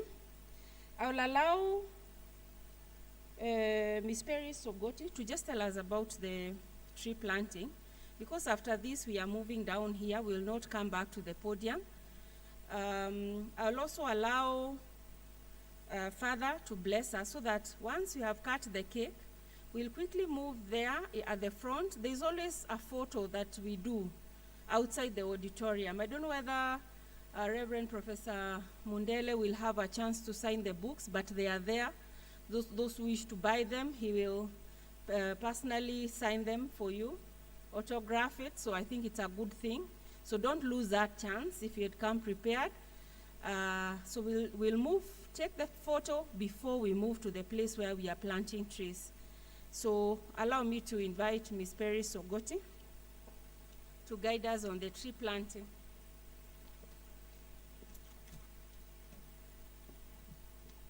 Thank you so much, Miriam. All protocols observed. Good evening. Yeah, mine will be very brief. I'm actually directing us to where we are going to plant the ceremonial trees to actually mark this special day. It's actually behind the library at the open, we call it the green spaces, behind the library, where there is the transformer.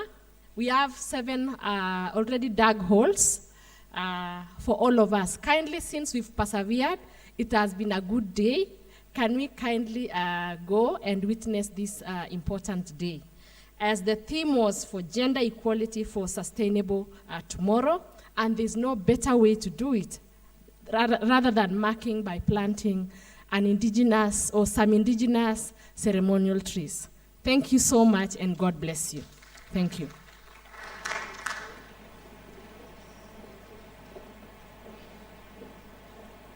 Thank you so much, Paris. I'll hand it over now to Father. Father, do you want to come up?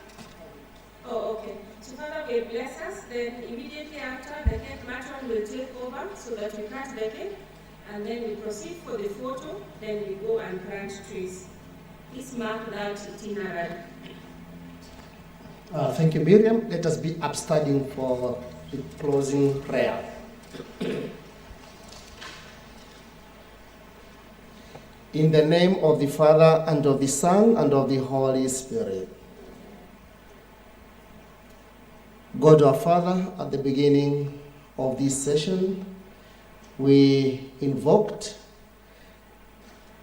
your Spirit to be among us and to lead us so that we may understand issues that are pertinent as we live together as your people. And coming to the end of the session, we have seen your fingers at work. We have seen and experienced your Spirit working among us. We ask you to bless that which you have learned, the new approaches to life, and give us the fortitude to put them into practice so that we may make our communities, our families, and our world a better place to be. We now ask you to bless your servants here present, together with their families, and all that they do, that always you may consecrate them in the truth, and that they may continue to work hard in establishing your kingdom here on earth. And we make our prayer through Christ our Lord. And may the blessings of the Almighty God, the Father, the Son, and the Holy Spirit descend upon you today and always.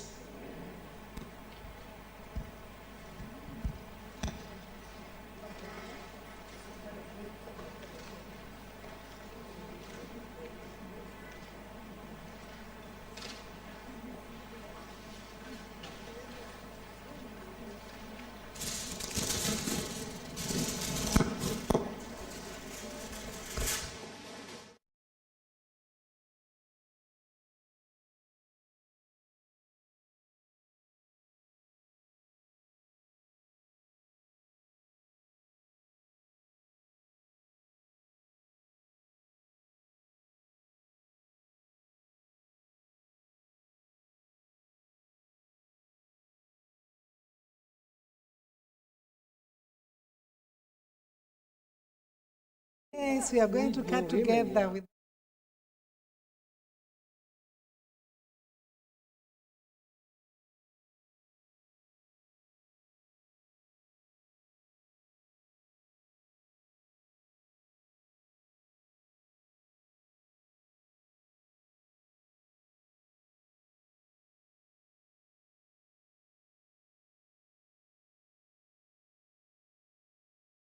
Which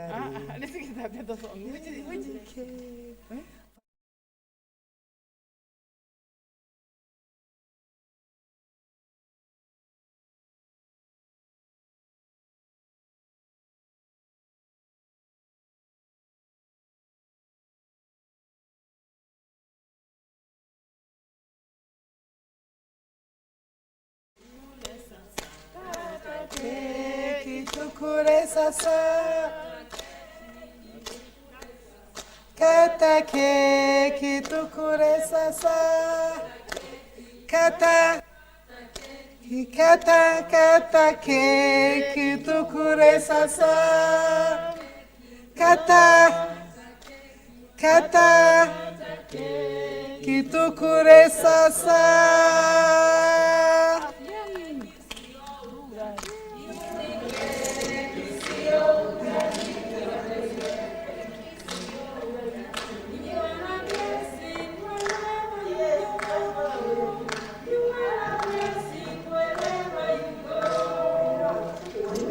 Blessing wherever you go.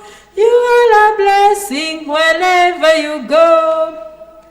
You are a blessing whomever you are. You are a blessing whomever you are. You are a blessing wherever you are. You are a blessing.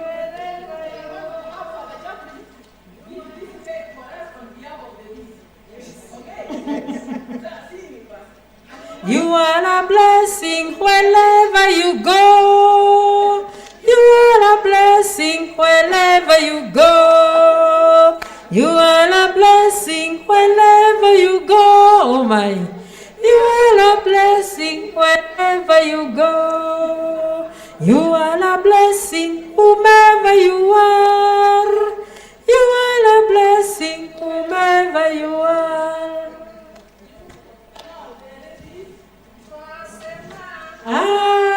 Asante, twasema asante, twasema asante, ewe Mungu wangu, hakuna Mungu kama wewe, hakuna Mungu kama wewe, hakuna Mungu kama wewe, ewe Mungu wangu, twasema asante, twasema asante, twasema asante, ewe Mungu wangu, hakuna mlishi kama wewe, hakuna mlishi kama wewe,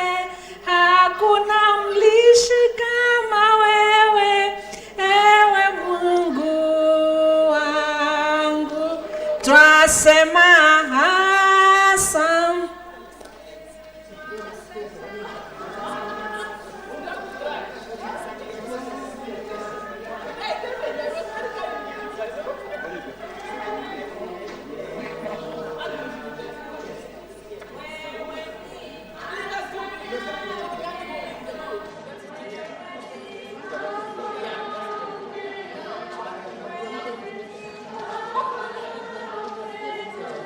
Ewe Mungu wangu, twasema